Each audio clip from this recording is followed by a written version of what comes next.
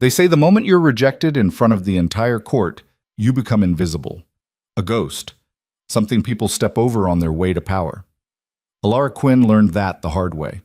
Tonight, in the grand hall of Blackstone Court, she would be humiliated by the man who promised her everything. Tonight, she would be nothing. Or so they thought. Because what happened next? What she did when the Alpha King himself looked at her like she was something more than broken, would shatter every rule this kingdom ever knew. Stay until the end. You won't believe how this turns out. Drop a comment with your city if you're watching. The dress had taken Alara 3 weeks to finish. She'd sewn it by candlelight after her shifts at the border station, fingers bleeding from needle pricks, eyes burning from squinting at crooked seams. White cotton, not silk, because silk cost more than her father made in a year, with small glass beads she'd traded 2 months of breakfast for.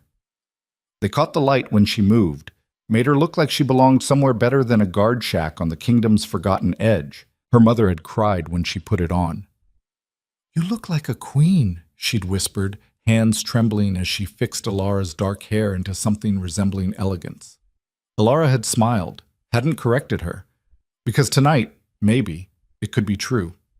Kael had promised. She held on to that promise like a rope as the carriage rattled toward Blackstone Court, her stomach twisting with every mile.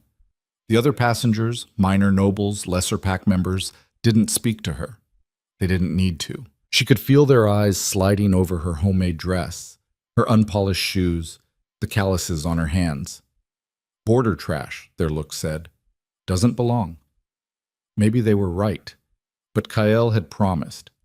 6 months ago, he'd come to the eastern border on some diplomatic errand she didn't fully understand. She'd been checking supply logs when he walked into the station, all golden confidence and easy smiles, the kind of man who made rooms feel smaller just by existing. He was a rising heir in the Thorn Pack, third in line, but climbing fast, the kind of wolf people whispered about in tones mixed with fear and admiration. And he'd looked at her like she was the only person in the room. "You're wasted here," he'd said after their third night together, his hand warm against her cheek. "Come to Blackstone Court. When the next gathering happens, I'll claim you properly." She'd believed him. God, she'd believed him. The carriage stopped. Blackstone Court rose before her like a monument to everything she wasn't. Stone towers that scraped the sky, windows blazing with golden light, banners snapping in the wind bearing sigils of packs whose bloodlines stretched back centuries. Music drifted from the main hall, elegant and cold. Alara climbed down, legs shaking. The entrance was chaos. Wolves everywhere, dressed in silk and velvet and leather that cost more than her family's house. Alphas moved through the crowd like sharks, dominance rolling off them in waves that made her knees want to buckle. She'd never been around this much concentrated power. It was suffocating. "Name?" A board attendant at the door, clipboard in hand. "Alara Quinn, border guard family. I'm here for the gathering." The attendant's eyes flicked up, down, dismissive. "You're not on the list." "I was invited." Her voice came out smaller than she wanted. "By Kael Thorn." Something shifted in the attendant's expression. Not respect. Pity. "Right, Thorn. Go on in." The main hall was worse.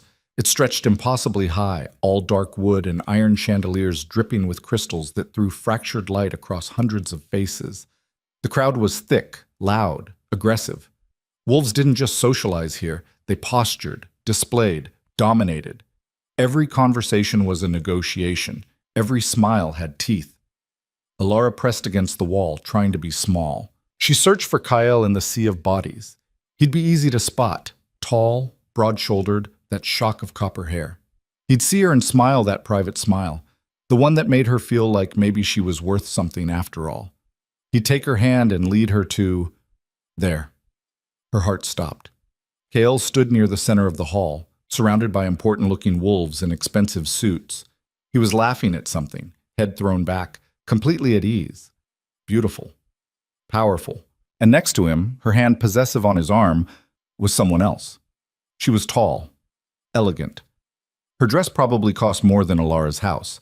Dark hair swept up in a style that screamed old money, diamonds at her throat that caught the light like captured stars. She leaned into Kael like she owned him, and he didn't pull away. Alara's lungs forgot how to work. She must have moved forward without meaning to, because suddenly she was closer, pushing through the crowd with numb hands and a chest that felt like it was caving in. Kael's eyes swept the room, casual, and then he saw her. For half a second, something flickered across his face. Surprise, maybe guilt. Then it was gone, replaced by cool indifference. Kael, her voice cracked. She hated how small she sounded. I came. Like you said, Alara. He said her name like it was an interruption. This isn't a good time. The woman beside him turned, eyebrows raised in polite curiosity. Friend of yours? Acquaintance, Kael said smoothly. From the border territories. Alara, this is Sarah Blackwood, my fiancée. The word hit like a fist. Fiancé. The room didn't stop. Conversations continued around them. Wolves moved and laughed and schemed, completely unaware that Alara's entire world had just collapsed into ash. She stood there in her hand-sewn dress with her stupid glass beads, staring at the man who'd promised her everything, and felt herself crumble from the inside out. Fiancé, she repeated. Her voice sounded far away. You didn't mention. It's political. Kael's tone was almost apologetic. Almost. You understand how these things work. The Blackwood Alliance is important. My father, you promised me. Something dangerous flickered in his eyes. Around them, a few conversations quieted. Wolves turned, sensing blood in the water. I promised you nothing. His voice dropped hard and final. Whatever you thought we had, it was a distraction, a mistake. You need to leave. Sarah made a soft sound, almost sympathetic. Oh, darling, did you think... She stopped, hand over her mouth, but her eyes were bright with cruel amusement. How sweet. Laughter rippled outward. Not loud, not cruel, just amused. The kind of laughter that said this was expected, predictable, almost boring. Border girl thinks she belongs. Tale as old as time. Alara felt her face burn. She wanted to scream, to cry, to make him hurt the way she hurt. But her throat was locked tight, and her eyes were stinging, and if she opened her mouth, she'd break completely, right here in front of everyone, and they'd have that too. So she did the only thing she could. She turned and walked away. The crowd parted easily. Nobody stopped her. Nobody cared. She was nothing, after all. Just another girl who'd believed the wrong promises, worn the wrong dress, reached for something too far above her station. The hall's back corridors were quieter, colder. Stone walls that swallowed sound and gave nothing back. Alara's heels clicked against the floor, too loud, too desperate. She needed to find the exit, get to the carriage, go home and forget this night ever happened. But her vision was blurred and her chest was heaving, and she couldn't breathe, couldn't think, couldn't... She stopped, pressed her palm against the cold stone, forced air into her lungs. No, she wouldn't cry, wouldn't give them that. You lost? The voice came from behind her, low and rough. Alara spun. 3 men stood in the corridor. No, not men. Wolves. Alphas. She could feel it radiating off them like heat, making her instincts scream to run or submit, or both. They were dressed simply compared to the peacocks in the main hall, all dark clothes and controlled power. But there was something about them that made the air feel heavier. The one who'd spoken stood in the center. Tall, broad, with dark hair shot through with silver at the temples. His face was all hard angles and old scars, eyes the color of winter storms. He looked at her like she was a puzzle he was trying to solve. I'm leaving, Alara said. Her voice came out steadier than she felt. Party just started. The man on the left, younger, with an easy smile that didn't reach his eyes, tilted his head. Seems early to run. I'm not running. No? The center man, the dangerous one, took a step closer. You're not the girl who just got humiliated in front of the entire court? The one Kyle Thorne discarded for a better offer. Heat flooded her face. You were watching. Everyone was watching. His tone wasn't cruel, just factual. That's what court is. A performance. You played your part. I didn't ask for this. No one ever does. He studied her with those storm cloud eyes, and Alara had the unsettling feeling he was seeing things she didn't want seen. Cracks, weaknesses, everything she was barely holding together. But here you are anyway, border guard's daughter in a homemade dress, believing a pack heir's promises. That took either courage or stupidity. Both, apparently. The corner of his mouth twitched, almost a smile. What's your name? Why do you care? Humor me. She shouldn't answer. Should walk away from these men who looked at her like she was something interesting instead of something broken.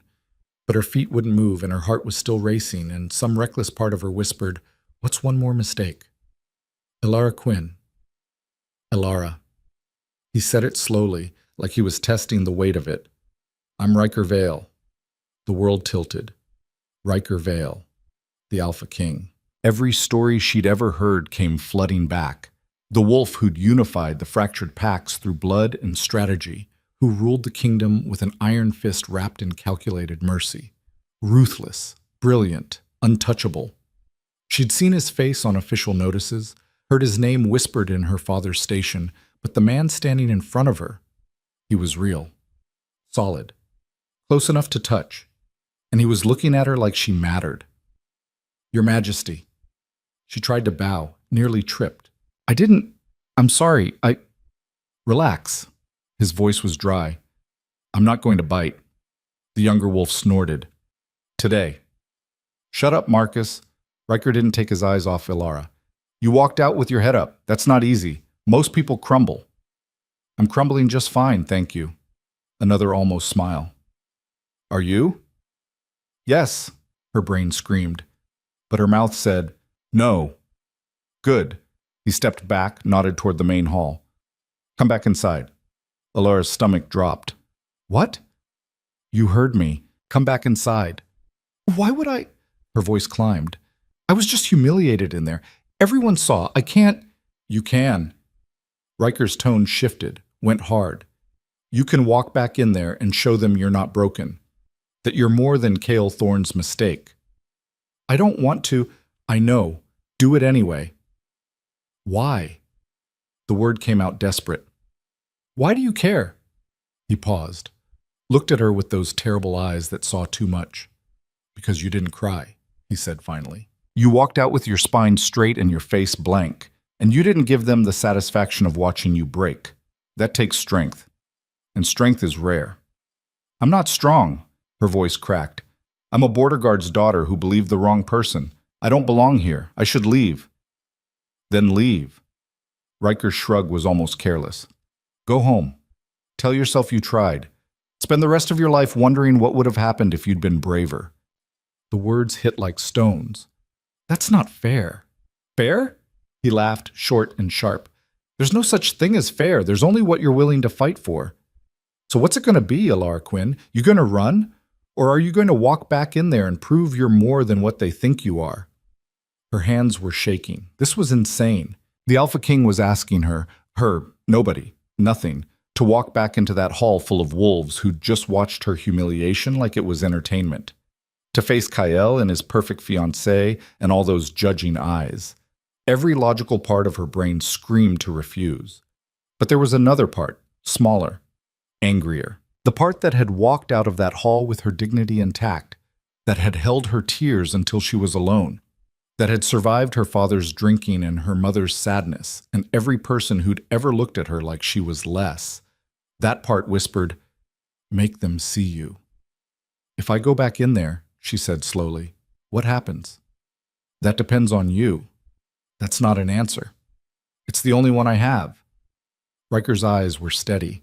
I can't promise you anything except this. If you walk back in there, I'll make sure they see you, really see you, not as Kyle's cast-off, as something else. What? I don't know yet. His smile was sharp enough to cut. Let's find out together. It was the worst idea in the history of worst ideas. Elara took a breath. Okay. Riker's eyebrows rose just slightly, like he'd expected her to refuse. Okay? I'll go back. Her voice was shaking but clear. But not for you, for me. Fair enough? He offered his arm. Shall we? Elara stared at his extended arm like it was a live snake. You don't have to. I know. Take it anyway. She did. His arm was solid under her hand, warm through the fabric of his sleeve. He started walking, and she followed, heart hammering so hard she thought it might crack her ribs. Marcus and the third man, silent, watchful, fell into step behind them. The corridor opened back into the main hall. Conversations didn't stop immediately. It took a moment, but then someone noticed, turned, and the ripple effect was instantaneous. Heads swiveled, voices dropped. The entire hall seemed to inhale as one. Because the Alpha King, who never attended these gatherings, who barely tolerated court politics, was walking through the crowd with a border girl on his arm. Kale's face went white.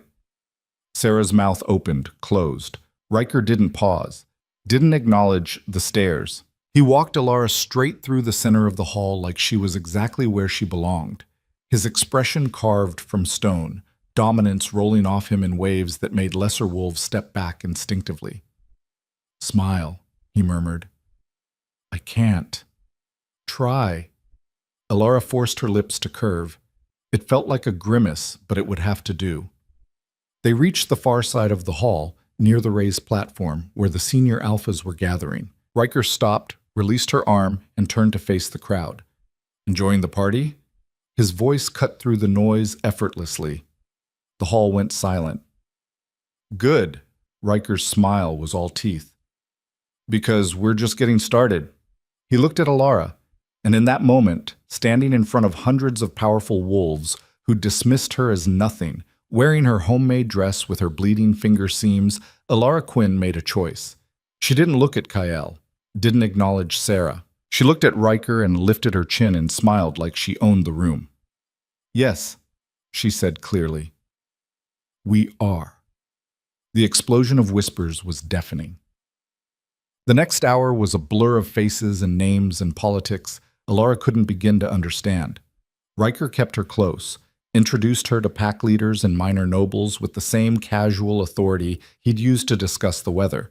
He didn't explain her presence, didn't justify it, just acted like she belonged, and somehow that made others treat her differently, not with respect exactly, but with confusion, wariness, like they couldn't figure out the angle, and that made her dangerous. Alara's face hurt from holding her smile.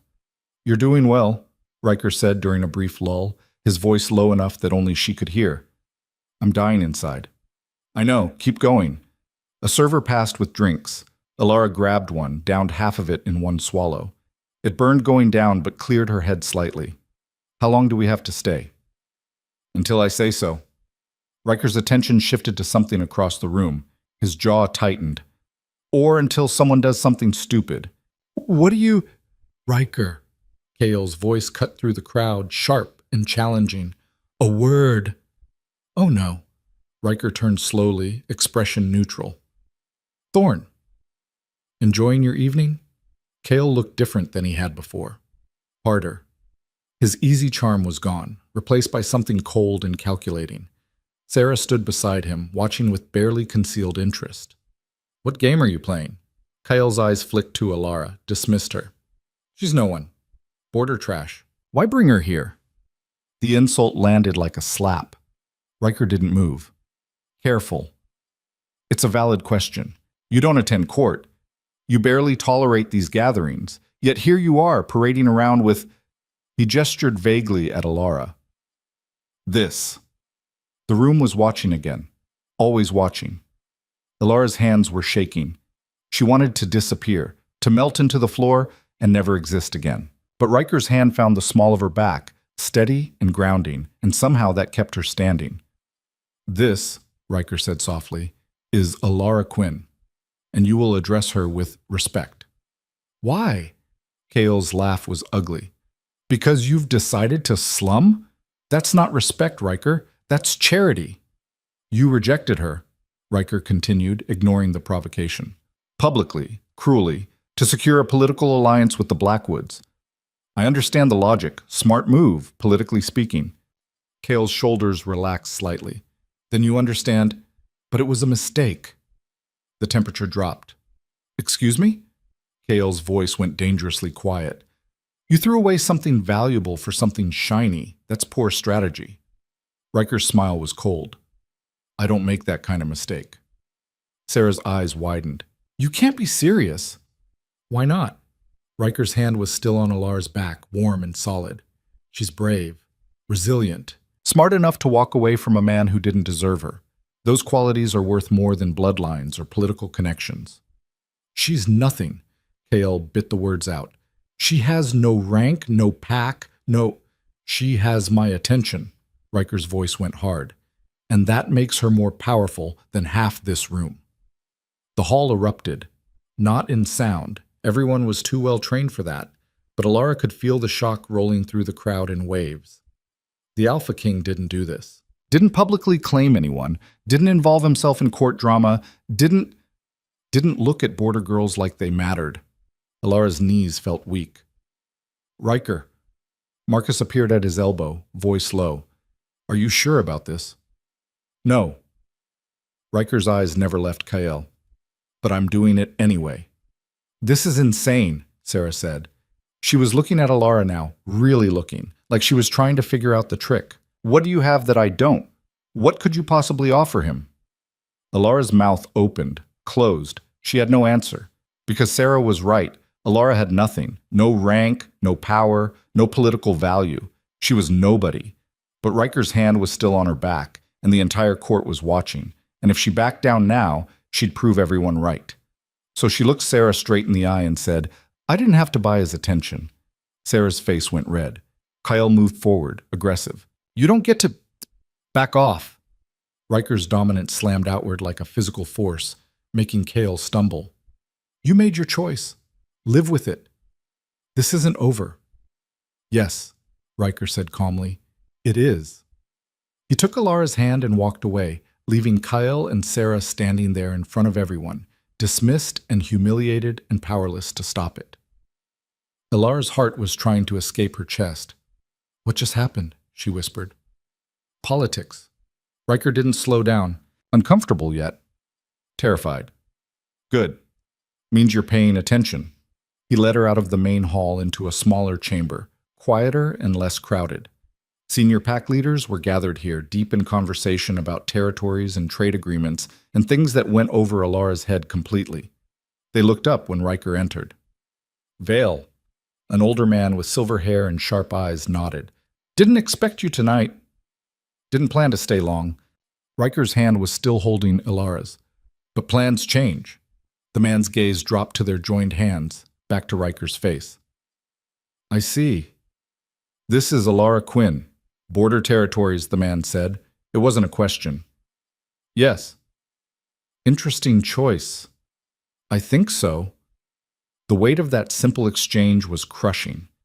Alara stood there feeling like a specimen under glass, examined and judged and found wanting by men whose names she didn't even know. She's very quiet, another pack leader observed. Shy? Strategic, Riker corrected. She knows when to listen. Does she know when to speak? Every eye turned to Alara. Her throat locked. These men could crush her with a word, destroy her family, ruin everything, and Riker was standing there expecting her to what? Prove herself? Impress them? She couldn't do this. But then she remembered Kael's face when she'd walked back into that hall. The shock. The anger. The moment he'd realized she wasn't broken. Maybe she couldn't impress these men, but she could refuse to disappoint herself. When I have something worth saying, Alara said carefully, I'll speak.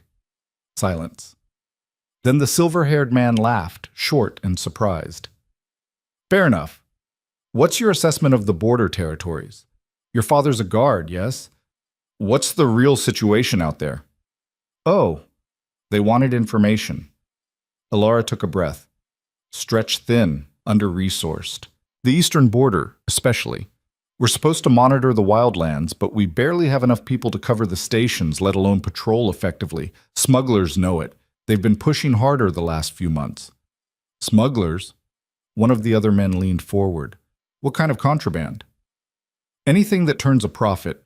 Drugs mostly. Some weapons. My father says there's been an increase in... She stopped. These were powerful men. Was she supposed to be sharing this? Riker's hand squeezed hers once, gently. Continue. In coordination between smuggling groups. Like they're organizing. The silver-haired man exchanged a look with Riker. You know about this? Had suspicions. Riker's tone was neutral. Didn't have confirmation. The border guards don't report properly? The border guards report what they think we want to hear, Ilara said, before she could stop herself. They're scared, underfunded, worried that if they admit things are bad, you'll shut down their stations and they'll lose what little protection they have. More silence. She'd said too much. But the silver-haired man was nodding slowly. That's unfortunate and accurate. We should address it, another leader said. If smuggling is increasing, we'll address it. Riker's voice had that final quality that ended discussions. But not tonight. The conversation shifted to other matters. Trade disputes, pack politics, territory negotiations. Ilara stood there trying to follow along, her head spinning with names and alliances and feuds that stretched back generations. Eventually, Riker excused them both. The walk back through the corridors was quiet. Ilara's feet hurt. Her face hurt. Everything hurt. You did well, Riker said. I barely survived. Same thing, in court. She laughed. It came out shaky. Is it always like this? This exhausting? Usually worse. They reached a balcony overlooking the courtyard. Riker leaned against the railing, looked out at the night. You can leave now if you want. You proved your point, walked back in, made them see you. That's enough. Ilara joined him at the railing. The courtyard was beautiful in the moonlight, all silver stone and careful gardens. Nothing like the rough borderlands where she'd grown up. What happens if I stay? Complicated things. More complicated than tonight? Much. Riker turned to look at her. I wasn't lying in there. About you being valuable. But claiming that publicly changes everything. You understand that? No. Ilara met his eyes. I don't understand any of this. I came here expecting one thing and got something completely different. I don't know what game you're playing or why you chose me or what you actually want. I just know that when you told me to walk back in there, I did. And it felt better than hiding. Riker studied her for a long moment. What do you want, Ilara? The question caught her off guard. What did she want? A week ago, she would have said Kyle, a life away from the borders, something better. Now, standing on this balcony with the Alpha King, wearing her bleeding finger dress, she didn't know. I don't want to be nothing, she said finally. I don't want to go home and pretend tonight didn't happen. I don't want to spend my life wondering what if. Then don't. That's not helpful. It's honest. Riker pushed off the railing. I can offer you something. Not romance, not promises of forever, but opportunity, a place at court.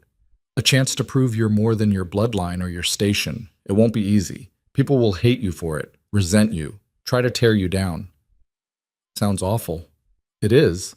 His smile was sharp. But it's also power. Real power. The kind you earn, not inherit. Interested? Ilara's heart was racing again. This was crazy. Impossible. She'd come here for a boy who'd betrayed her, and now the Alpha King was offering her, what? A job? A position? She still didn't fully understand, but when she looked back at the main hall, she could see them through the windows. All those powerful wolves who'd dismissed her. Kyle with his perfect fiancé. The nobles who'd laughed. They'd expected her to break. She hadn't. And some wild, reckless part of her wanted to see what happened if she kept not breaking. What do I have to do? She asked. Survive. Riker's eyes were steady. The rest we'll figure out. It wasn't a real answer, but it was enough. Ilara held out her hand. Okay, I'm in. Riker shook it once, firm and final. Welcome to court, Ilara Quinn. Try not to die. She laughed despite herself. I'll do my best. Behind them, the gathering continued. Music and politics and power plays that would shape the kingdom. Ilara stood on the balcony in her homemade dress, with her hand in the Alpha King's, and felt the world shift beneath her feet. She'd come here believing one story. She was leaving with another, and maybe, just maybe, this one would have a better ending. The carriage ride back to her temporary lodgings was silent except for the sound of wheels on cobblestone. Ilara sat across from Marcus, Riker's second apparently, who watched her with the kind of casual interest you'd give a stray dog that followed you home. You know what you just agreed to? He asked finally. Not really. Honest, I like that. He leaned back, arms crossed. Most people lie, pretend they understand court politics when they don't have a clue. Would lying help? No, but it's what people do. Marcus studied her with sharp eyes. You're either very brave or very stupid. Haven't decided which yet. Can it be both? He laughed. Yeah, probably. The lodging house was small, tucked between two larger buildings like an afterthought. Alara's room was on the third floor, barely large enough for a bed and a trunk. She'd thought it was fine when she arrived. Now, after seeing Blackstone Court, it felt like a closet. Someone will come for you in the morning, Marcus said as she climbed out. Early, don't oversleep. Come for me, why? Because you're part of court now, whether you like it or not. His smile was sharp. Welcome to the nightmare. The door closed. The carriage rolled away. Alara climbed the stairs on shaking legs, let herself into her room, and sat on the bed. The dress suddenly felt too tight. She fumbled with the buttons, fingers clumsy, until the fabric loosened and she could breathe again. Her reflection stared back from the small mirror above the wash basin. Same face. Same dark hair falling loose around her shoulders. Same girl who'd arrived hours ago believing in promises. But something in her eyes had changed. She looked harder. Sleep didn't come easy. Every time she closed her eyes, she saw Kael's face, Sarah's cruel amusement, the entire court watching her walk back in on Riker's arm like she was something that mattered. What had she done? Morning arrived too fast. The knock came at dawn, sharp, efficient, no patience. Alara dragged herself out of bed, threw on the only other decent dress she owned, and opened the door to find a woman standing there who looked like she'd been carved from ice. Alara Quinn? Yes? I'm Vera. The king sent me. She looked Alara up and down with the expression of someone evaluating livestock. We have work to do. What kind of work? The kind that turns border girls into something presentable. Vera walked past her into the room without invitation. Pack your things. You're moving. Moving where? Blackstone Court. You didn't think you'd stay here, did you? Vera's tone suggested this was obvious. You're under the king's protection now. That means appropriate lodging. Alara's stomach twisted. I didn't agree to... You shook his hand. That's agreement enough. Vera started opening drawers, assessing Alara's meager possessions with barely concealed disdain. Is this all you own? Heat flooded Alara's face. I'm from the border territories. We don't... Clearly. Vera pulled out the white dress, held it up. Did you make this? Yes. It shows. But something shifted in Vera's expression, not quite approval, more like acknowledgement. The stitching is amateur, but the design isn't terrible. You have an eye for structure. It wasn't a compliment, but it wasn't an insult either. Thank you? Don't thank me yet. Vera dropped the dress back in the trunk. You're about to enter a world that will chew you up and spit you out if you're not careful. The fact that Riker chose you publicly means every wolf with an agenda will either try to use you or destroy you, probably both. That's comforting. It's not meant to be. It's meant to be true. Vera's eyes were hard. I'm here to make sure you survive long enough to be useful, or at least entertaining, so pack your things and let's go.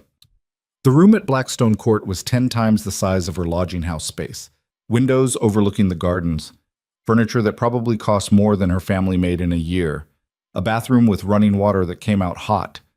Alara stood in the middle of it, feeling completely out of place. Better? Vera asked. Terrifying. Same thing here. Vera moved to the wardrobe, opened it. Inside were dresses, at least a dozen, all in different styles and colors. The king ordered these. They should fit. If they don't, we'll have them altered. Alara touched the fabric of the nearest dress. Silk. Real silk. I can't accept. You can and you will. You represent him now. That means you can't walk around in homemade cotton. Vera pulled out a deep green gown, held it up. Try this. Right now? You have somewhere else to be? The dress fit perfectly. Alara stared at herself in the full-length mirror, barely recognizing the person looking back. The girl in the glass looked like she belonged in a place like this. Elegant. Put together. Nothing like the border guard's daughter who'd sewn her own clothes by candlelight. It's strange, she said quietly. What is? Looking like someone I'm not. Vera's expression softened slightly. You're not pretending to be someone else. You're becoming who you could be. There's a difference. Is there? We'll find out. Vera smoothed an invisible wrinkle from the dress. The king wants to see you in an hour. Don't be late. See me why? Because he's the king and he doesn't explain himself to anyone, least of all me. Vera headed for the door, paused. Word of advice? Don't lie to him. He can smell dishonesty like blood in water. Be honest. Be yourself. That's what caught his attention in the first place. The door closed behind her. Alara sat down on the bed, carefully because the dress was too nice to wrinkle, and tried to steady her breathing. 1 hour. The king's private study was nothing like the grand halls. Smaller, warmer. Books lined the walls, maps covered the desk, and Riker sat behind it, looking more tired than she'd seen him last night. You came, he said without looking up. Vera said I had to. Vera says a lot of things. He finished whatever he was writing, set down the pen. How's the room? Excessive. You'll get used to it. Riker leaned back, studied her with those storm cloud eyes. The dress looks good. I feel like I'm playing pretend. You are. That's what court is. Everyone pretending to be more than they are. He gestured to the chair across from him. Sit. We need to talk. Alara sat, hands folded in her lap to keep them from shaking. Last night was a statement, Riker said. I made you visible, claimed you publicly as someone under my protection. That changes things. I'm starting to understand that. Do you? His tone was sharp, because I need to be clear about what happens next. There are people in this court who will see you as a threat. Others who will see you as an opportunity. Most will see you as a mistake that needs correcting. Correcting how? Any way they can. Rumors, sabotage, if they're bold enough, direct confrontation. Riker's jaw tightened. I can protect you from most things, but I can't be everywhere. You need to learn to protect yourself. Fear crawled up Alara's spine. I don't know how to. Then you'll learn. He pulled a folder from his desk, slid it across to her. These are the major players you need to know. Pack leaders, noble families, people with power and grudges. Study them. Understand their alliances, their feuds, what they want. Alara opened the folder. Pages and pages of names, family trees, notes written in tight script. This is a lot, I know, but necessary. Riker stood, walked to the window. The political assembly is in 3 days. Every major pack will be there. They'll be watching you, judging whether I made a mistake bringing you in. Did you? He turned, looked at her with an expression she couldn't read. I don't know yet. The honesty stung. Why me? The question burst out before she could stop it. I don't understand. There are hundreds of wolves more qualified, more connected, more acceptable? Riker's smile was bitter. Exactly. That's the problem. Everyone at court is acceptable, predictable, playing the same games their parents played, making the same alliances, perpetuating the same systems. It's stagnant, rotting from the inside. And I'm what? Fresh air? You're unexpected. He moved closer, intensity radiating off him. You walked into that hall with nothing and held your ground. You didn't crumble when Kael rejected you. You didn't run when I challenged you to come back. That's rare, Alara. Most people fold. You didn't.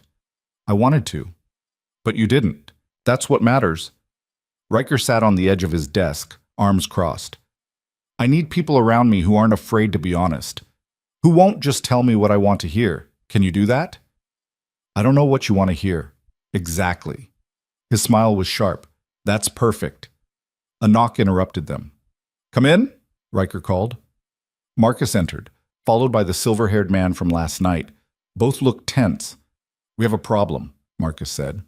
Of course we do. Riker's expression went flat. What kind? The Thorn Pack is calling for a formal inquiry. They're claiming you violated protocol by publicly favoring someone without rank or standing. The silver-haired man, Lord Corvin, Alara remembered from the folder, shook his head. It's political theater, obviously, but they're making noise. Let them. Riker's voice was ice. I don't answer to the Thorns. You answer to the Council. They're the ones asking questions. Corvin glanced at Alara. No offense, Miss Quinn, but you've become a symbol. Of what? People are still deciding. But symbols are dangerous. Alara's throat went dry. I didn't ask to be... Doesn't matter what you asked for. Corvin wasn't unkind, just factual. Matters what you are now. The Assembly, Marcus said. They're going to push this. Make it an issue. Force you to justify your choice. Then I'll justify it. Riker's tone suggested the conversation was over. How? Corvin pressed. You can't just say you felt like it. The Council needs reasons, political value, some benefit to the kingdom. I'll think of something. You have 3 days. I'm aware. Corvin and Marcus exchanged a look, then left. The door closed with a heavy click. Silence filled the study. This is my fault, Alara said quietly. No, it's mine. Riker ran a hand through his hair, suddenly looking exhausted. I made a play without thinking it through completely. That was sloppy. You can fix it. Tell them it was a mistake. Send me home. No. Why not? It would solve, I don't make mistakes. His eyes snapped to hers, fierce, and I don't back down. If I send you away now, I look weak, like I can be pressured. That's worse than any political scandal. So I'm stuck here. We're both stuck. Riker's smile was grim. Might as well make the best of it. The next 3 days were hell. Vera drilled Alara on court etiquette until her head spun, how to address different ranks, which families were allied, who hated whom and why, the history of pack feuds going back generations, proper ways to sit, stand, speak, breathe in the presence of nobility. You're representing the king now, Vera said for the 100th time. Everything you do reflects on him, every word, every gesture. You can't afford mistakes. What if I make one anyway? Then you'd better make it spectacular enough that people remember the audacity instead of the error. Vera's smile was sharp. Small mistakes look weak. Big mistakes look bold. Choose your failures wisely. Between etiquette lessons, Alara studied the folder. Names blurred together. Family trees branched and twisted until she couldn't track who was related to whom. But slowly, patterns emerged. The Blackwoods, Sarah's family, were old money, traditional, resistant to change. The Thorns were ambitious, climbing fast, willing to make risky alliances. The Greys controlled trade routes. The Ashens had military power, all of them circling each other like sharks, looking for weakness. And now she was swimming in the same water. The whispers started on the second day. Alara heard them in corridors, caught them in stolen glances. People talking about her, speculating. The theories ranged from ridiculous to cruel. She was a spy, a bastard daughter of some noble family, Riker's mistress, a political pawn in some larger game nobody understood yet. None of them guessed the truth. She was just a girl who'd made a desperate choice and was now drowning in the consequences. Ignore them, Marcus said when he caught her listening. Wolves gossip. It's what we do. Easy for you to say. Not really. I was an outsider once too. He leaned against the wall, arms crossed. Riker doesn't pick people from inside the system. He picks people who survived outside it. Makes us harder to corrupt. Or easier to break. That too.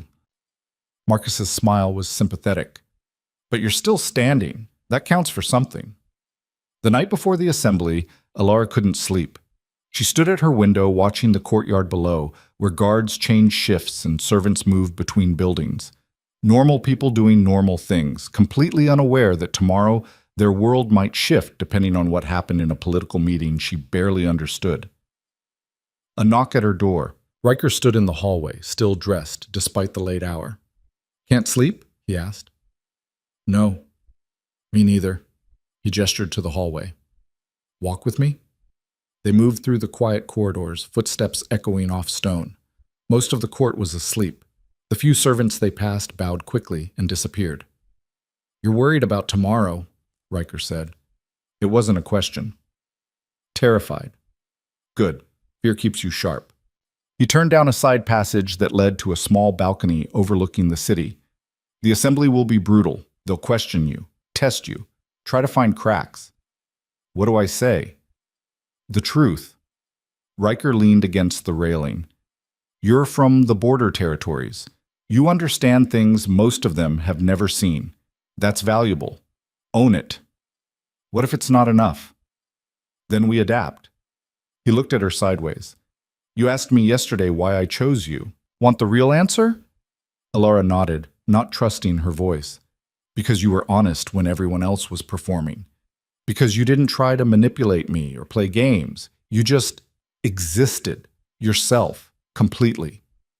Riker's jaw tightened. I'm surrounded by people who want something. Power, influence, favor. But you didn't want anything from me. You just wanted to survive the night with your dignity intact. That's rare enough to be worth protecting. I don't feel worth protecting. You will. His confidence was absolute. Tomorrow, when they come at you, remember something? They're not stronger than you. They're just louder. Don't confuse volume with power. What if I fail? Then you fail. Riker shrugged. But you'll fail fighting. That's better than succeeding by backing down. They stood in silence for a while, watching the city sleep. Can I ask you something? Alara said finally. Depends on the question. Do you actually believe I can do this? Or are you just hoping I'll be useful enough to justify the political headache? Riker turned to face her fully. If I didn't believe in you, you wouldn't be here. I don't make bets I can't afford to lose. I'm a bet? Everything's a bet. His smile was tired. The trick is knowing which ones matter. Morning came too fast. Vera appeared at dawn with coffee and determination. The assembly starts in 3 hours. Let's make you look like you belong. The dress she chose was midnight blue, simple but elegant, hair pulled back severely, minimal jewelry. The effect was striking. Alara looked older, harder, more formidable than she felt. Remember, Vera said as she finished the last touches, you don't apologize for existing. You don't explain yourself unless directly asked. And you never, ever show fear. What if I'm terrified? Then you're a better actress than I thought. Vera's smile was almost kind. You survived the first night. This is just round 2. The assembly hall was massive. Tiered seating rose in a semicircle around a central floor where pack leaders and nobles sat in order of rank. The Alpha King's chair sat elevated above them all, a throne in everything but name.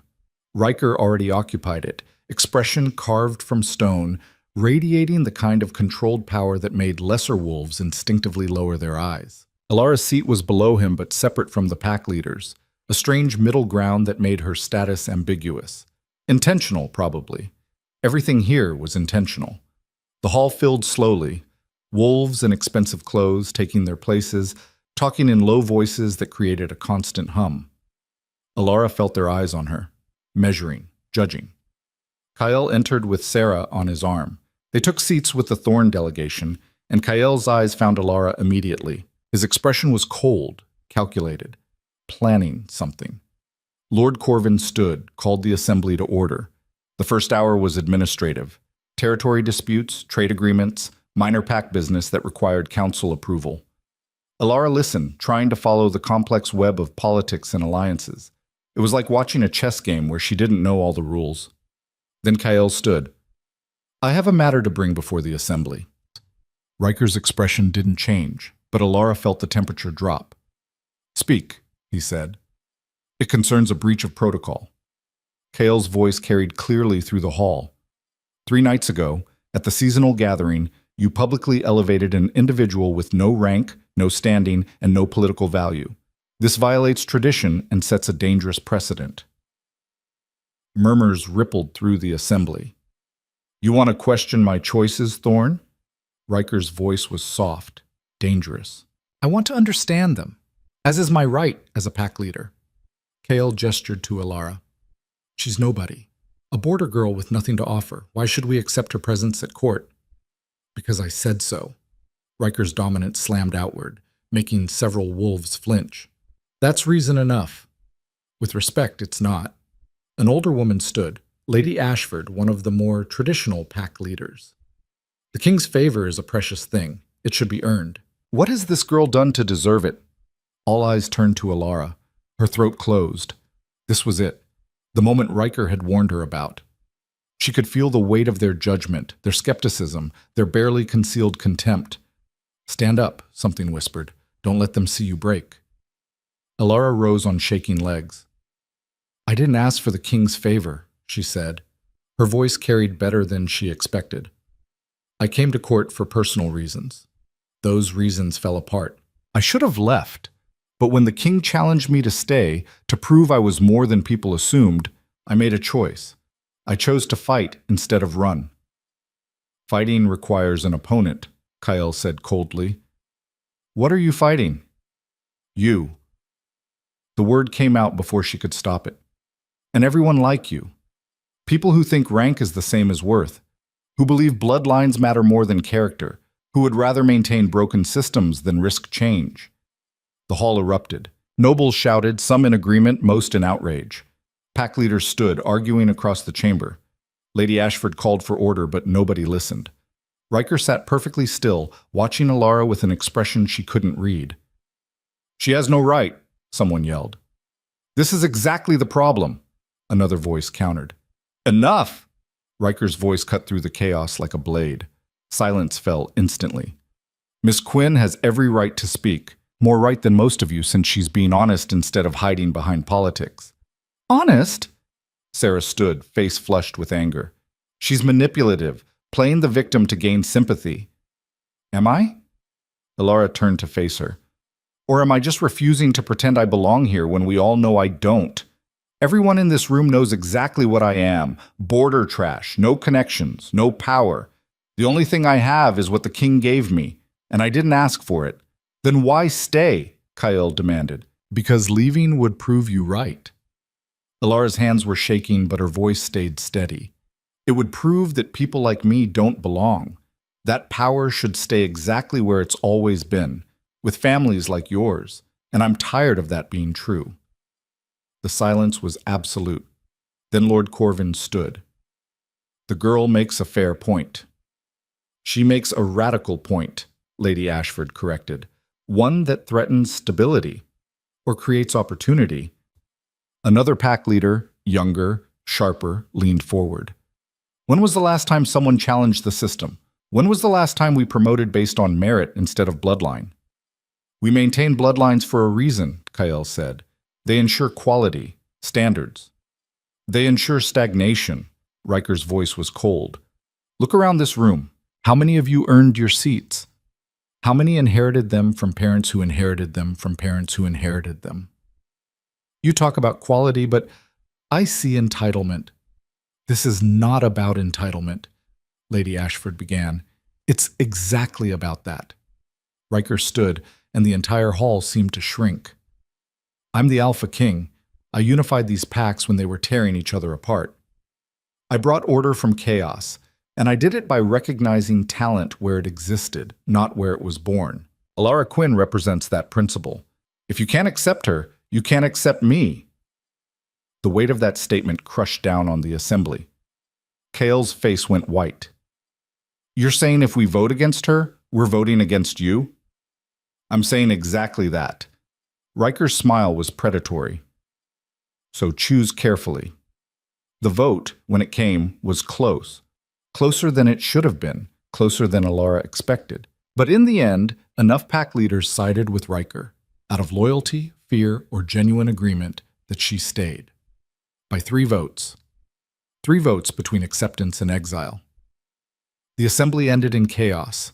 Nobles arguing in clusters, pack leaders making furious phone calls, alliances shifting in real time. Alara sat frozen in her chair, barely able to process what had just happened. She'd survived. Barely. Riker appeared beside her. Come with me. She followed numbly through back corridors, away from the shouting and politics. He led her to a small room, closed the door, and the noise cut off instantly. That was, she started. Close, I know. Riker paced, energy barely contained. Too close. I underestimated how much resistance there'd be. I made it worse. What I said about fighting them was perfect. He stopped, looked at her. You told the truth, called them out. That's exactly what I wanted. They hate me now. They hated you before. Now they also fear you. That's better. Riker's smile was sharp. You just proved you're not a puppet, that you have your own voice. That makes you dangerous. I don't want to be dangerous. Then you're in the wrong place. He moved closer, intensity radiating off him. But you're here now, and after today, there's no going back. You're part of this, whether you like it or not. Alara's legs gave out. She sat hard on a nearby chair, head in her hands. I can't do this. Yes, you can. I almost failed, but you didn't. Riker crouched in front of her, forced her to meet his eyes. Listen to me. Today was the hardest day. They threw everything at you and you survived. It gets easier. Does it? No. His honesty was brutal. But you get stronger. That's not the same thing, but it helps. A knock at the door. Marcus stuck his head in. We have another problem. Of course we do. Riker stood, jaw tight. What now? The Blackwoods are calling for a formal challenge. They're saying if Alara has the king's favor, she should prove she deserves it, publicly. Alara's stomach dropped. Challenge how? Marcus's expression was grim. Combat.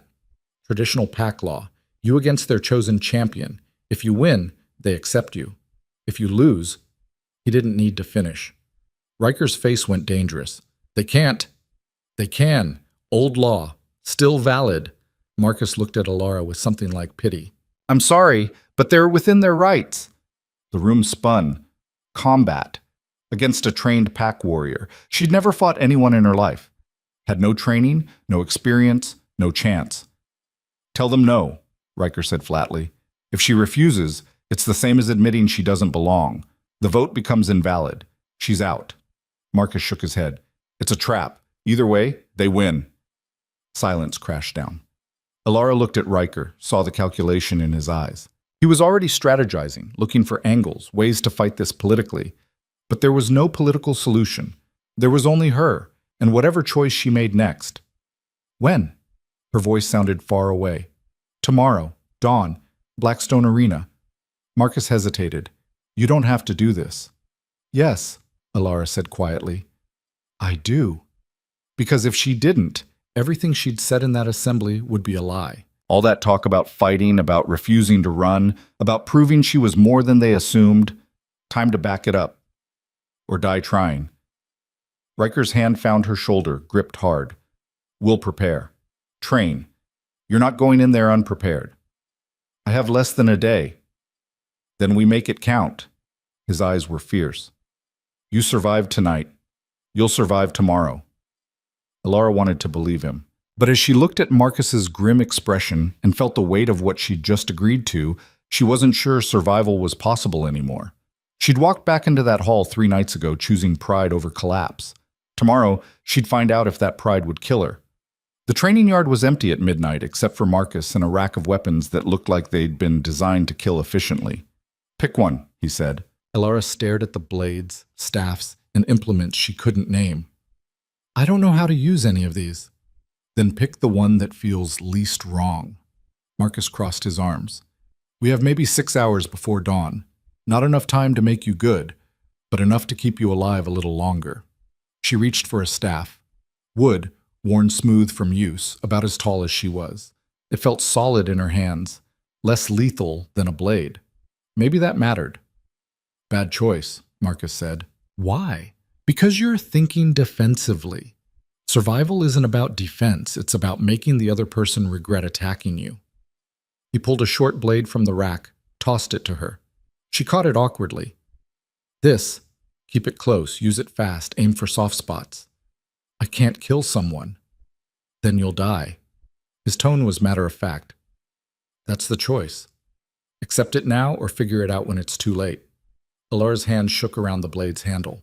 The weight was wrong. Everything was wrong. Who are they putting against me? Doesn't matter. Anyone they choose will be trained, experienced, and eager to prove themselves by taking down the king's pet project. Marcus moved into a fighting stance. Come at me. What? Attack me. However you want. Just move. She lunged, clumsy, telegraphed, pathetic. Marcus sidestepped easily, grabbed her wrist, and had her on the ground in 2 seconds flat. Again!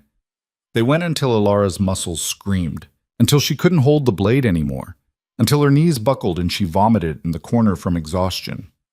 Marcus just watched. Better. Still terrible, but better. I'm going to die tomorrow. Probably. He offered her water. But you'll die fighting. That counts. Riker appeared near Dawn, face carved from stone. He watched her stumble through another sequence, saw her fall, saw Marcus correct her grip for the 100th time. Enough, he said finally. We have another hour, Marcus started. I said enough. Riker's voice had that quality that ended arguments. She needs rest more than practice. Marcus stepped back. Riker approached, studied Alara with those storm cloud eyes that saw too much. You don't have to do this. We've been over this. Her voice came out raw. If I don't fight, I lose. If I run, I lose. Only way out is through. There's always another way. Not one that lets me keep my spine straight. She met his gaze. You said you chose me because I didn't break. If I back down now, I prove you wrong. Something shifted in his expression. You're going to get hurt. I know. You might die. I know that too. Alara's hands were still shaking, but her voice stayed level. But I'm done running, done being small. If they want to kill me for existing, they'll have to work for it. Riker's jaw tightened. For a moment, he looked like he wanted to say something else. Then he just nodded once, sharp. Come with me. He led her through corridors she hadn't seen before, down into the lower levels of Blackstone Court, where the stone was older and the air tasted like earth. They stopped at a heavy door. Riker produced a key, unlocked it. Inside was an armory. Not the decorative kind in the upper halls. This was functional. Weapons maintained for use, not display. Armor that showed wear from actual combat. Everything organized with military precision. This was my father's, Riker said quietly, before he died, and I took the throne. He believed in being prepared. He moved to a locked case, opened it. Inside was a vest made of some material that looked like leather, but felt harder. Kevlar weave. Won't stop a blade completely, but it'll slow it down. Might be the difference between dead and just bleeding. That's against the rules. There are no rules in a challenge, just survival. He pulled out the vest, held it up. It'll fit under your shirt. Nobody will see it. Alara took it. The weight was reassuring. Why are you helping me like this? Because you're about to fight for something I started. That makes it my responsibility. Riker's expression was hard. And because I don't want to watch you die for a political game. But you'll let me fight anyway. You didn't give me a choice. His smile was bitter. Stubborn. You would know. They stood in the armory while morning light started filtering through high windows. Alara could feel the minutes ticking away. Soon she'd have to walk into that arena, face whatever champion they'd chosen, bleed or die in front of the entire court. I'm scared, she admitted. Good. Fear keeps you sharp. Riker moved closer. Listen to me. When you're out there, don't think, don't plan, just react. Your body knows more than your brain right now. Trust it. My body knows how to lose. Your body knows how to survive. There's a difference. His hand found her shoulder, gripped hard. You've been surviving your whole life. Border territories, poverty, Kael's rejection, every person who looked at you like you were nothing. You survived all of that. This is just one more thing. This thing has a blade. So do you. His eyes were fierce. Use it. The walk to Blackstone Arena felt like a death march. Vera had dressed her in simple clothes, dark pants, fitted shirt, boots that wouldn't slip. The Kevlar vest was hidden underneath, warm against her skin. Her hair was pulled back tight. No jewelry. Nothing that could be grabbed or used against her. You look like a fighter, Vera said. But her eyes were worried. The arena was ancient. Stone walls that had seen blood for centuries. Tiered seating rising up on all sides, already filled with wolves who'd come to watch. The morning sun cut through at sharp angles, making shadows that looked like bars. Alara stepped onto the sand floor. It was softer than she expected. Would soak up blood easily. The crowd was loud, excited. This was entertainment to them, a spectacle. The border girl who'd gotten too bold about to be reminded of her place. Kyle sat in the front row with Sarah. Both looked satisfied, vindicated. Across the arena, a gate opened. Her opponent walked out and Alara's stomach dropped. He was massive. Easily 6'5", built like violence given form. Scars crossed his bare arms like tally marks. His eyes were dead, the kind that belonged to someone who'd killed before and would kill again without hesitation. "That's Gareth," someone near her whispered. "Blackwood's champion. Hasn't lost a fight in 5 years." Perfect. Lord Corvin stood in the center of the arena, voice amplified to Carrie. "This is a formal challenge under traditional pack law. Combat continues until surrender, incapacitation, or death. There are no other rules." Alara's hands went numb. Corvin looked at her. "Do you accept these terms?" Her voice came from somewhere far away. "Yes." "Then begin." He stepped back. Gareth smiled. It was the worst thing Alara had ever seen. Then he moved, fast, too fast for someone that size. He covered the distance between them in seconds, and Alara barely got her blade up in time. Metal screamed against metal. The impact jarred through her arms, nearly knocked her down. She stumbled back. Gareth followed, relentless. He wasn't trying to kill her quickly. He was testing. Seeing what she could do, playing with her. Another strike. Alara blocked, felt the shock in her shoulders. Her muscles were already tired from the night's training. This wasn't sustainable. Move. Don't think. React. She dropped low, swept at his legs. Gareth jumped back, actually surprised. The crowd gasped. It wasn't much, but it was something. "Not bad," Gareth said. His voice was gravel. "But not good enough." He came at her like a storm. Alara's world narrowed to steel and survival. Block, dodge, move. Don't think. Her body remembered what Marcus had drilled into her. Keep your center. Protect your core. Don't let him control the distance. But Gareth was better. Stronger. Every block cost her energy she couldn't spare. Every dodge brought her closer to the arena walls. He was hurting her, backing her into a corner. Panic spiked. Alara saw the trap, couldn't avoid it. Her back hit stone and Gareth's blade came down hard. She rolled left, felt the impact where her head had been. Stone chips exploded. Too close. "Get up. Move. Fight." She lunged at him, desperate. Gareth caught her wrist, twisted. Alara's blade went flying. Pain shot up her arm. Something popped. Not broken, but damaged. Gareth kicked her in the chest. The Kevlar absorbed some of it, but not enough. Alara hit the ground hard, couldn't breathe. The crowd was roaring, cheering. They wanted blood. They were about to get it. Gareth advanced slowly now, taking his time. The fight was over, and he knew it. "Should have stayed home, little girl." Alara's vision blurred. She tried to stand, her legs wouldn't cooperate. Everything hurt. The vest had bought her minutes, not survival. This was it. She was going to die here. But if she was going to die, she'd do it on her feet. Alara forced herself up, swayed. Her right arm hung useless. No weapon, no defense. Nothing but pride and stubbornness keeping her vertical. "Come on then," she said, blood in her mouth. "Finish it." Gareth raised his blade. Then something changed. His expression shifted. Uncertainty flickered across his dead eyes. He hesitated. Why? Alara didn't understand. Then she felt it, something rolling off her in waves. Not power, not dominance. Something else. Something desperate and furious and absolutely unwilling to quit. The crowd felt it too. The cheering died. Confused silence replaced it. Gareth took a step back. "What are you?" he said quietly. "Someone who doesn't break." Alara's voice was steady despite everything. "Are you going to kill me or not?" He looked at her, really looked. Saw the blood, the pain, the damaged arm, the complete absence of quit in her eyes. Then he did something nobody expected. He lowered his blade. "I yield," Gareth said clearly. The arena exploded. Nobles were on their feet shouting, pack leaders demanding explanations. Gareth stood in the center of it all, blade down, facing Alara with something like respect. "You didn't win," he said, "but you didn't lose either. That's enough." He turned and walked out. Alara stood there, broken and bloody, and completely unable to process what had just happened. She'd survived, not through skill or strength or luck, through sheer refusal to quit.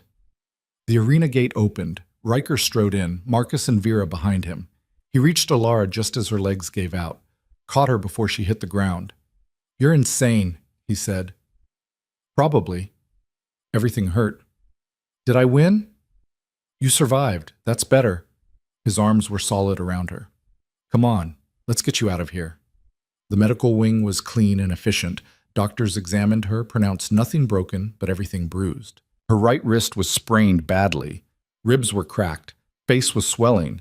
She looked like she'd been hit by a truck. You'll heal, the doctor said. But you need rest. Weeks of it. I don't have weeks. Then you'll heal slower and hurt longer. Your choice. The doctor left. Vera appeared with clean clothes.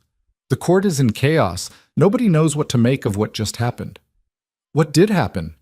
Alara's head was foggy from painkillers. Gareth yielded. To you. A trained champion gave up against a border girl with no experience. It's unprecedented. Vera helped her into a shirt carefully. Some are calling it weakness. Others are calling it wisdom. A few are calling it proof you're something more than you appear. I'm not. I'm just stubborn. Stubborn enough to make a champion quit. That's not nothing. Vera's expression was almost proud. You're becoming a problem they can't solve. That makes you dangerous. Riker entered without knocking. Took one look at Alara's face and his jaw went tight. Leave us, he told Vera. She went. Silence filled the room. I should never have let you fight, Riker said finally. You didn't let me. I chose. A choice I could have prevented.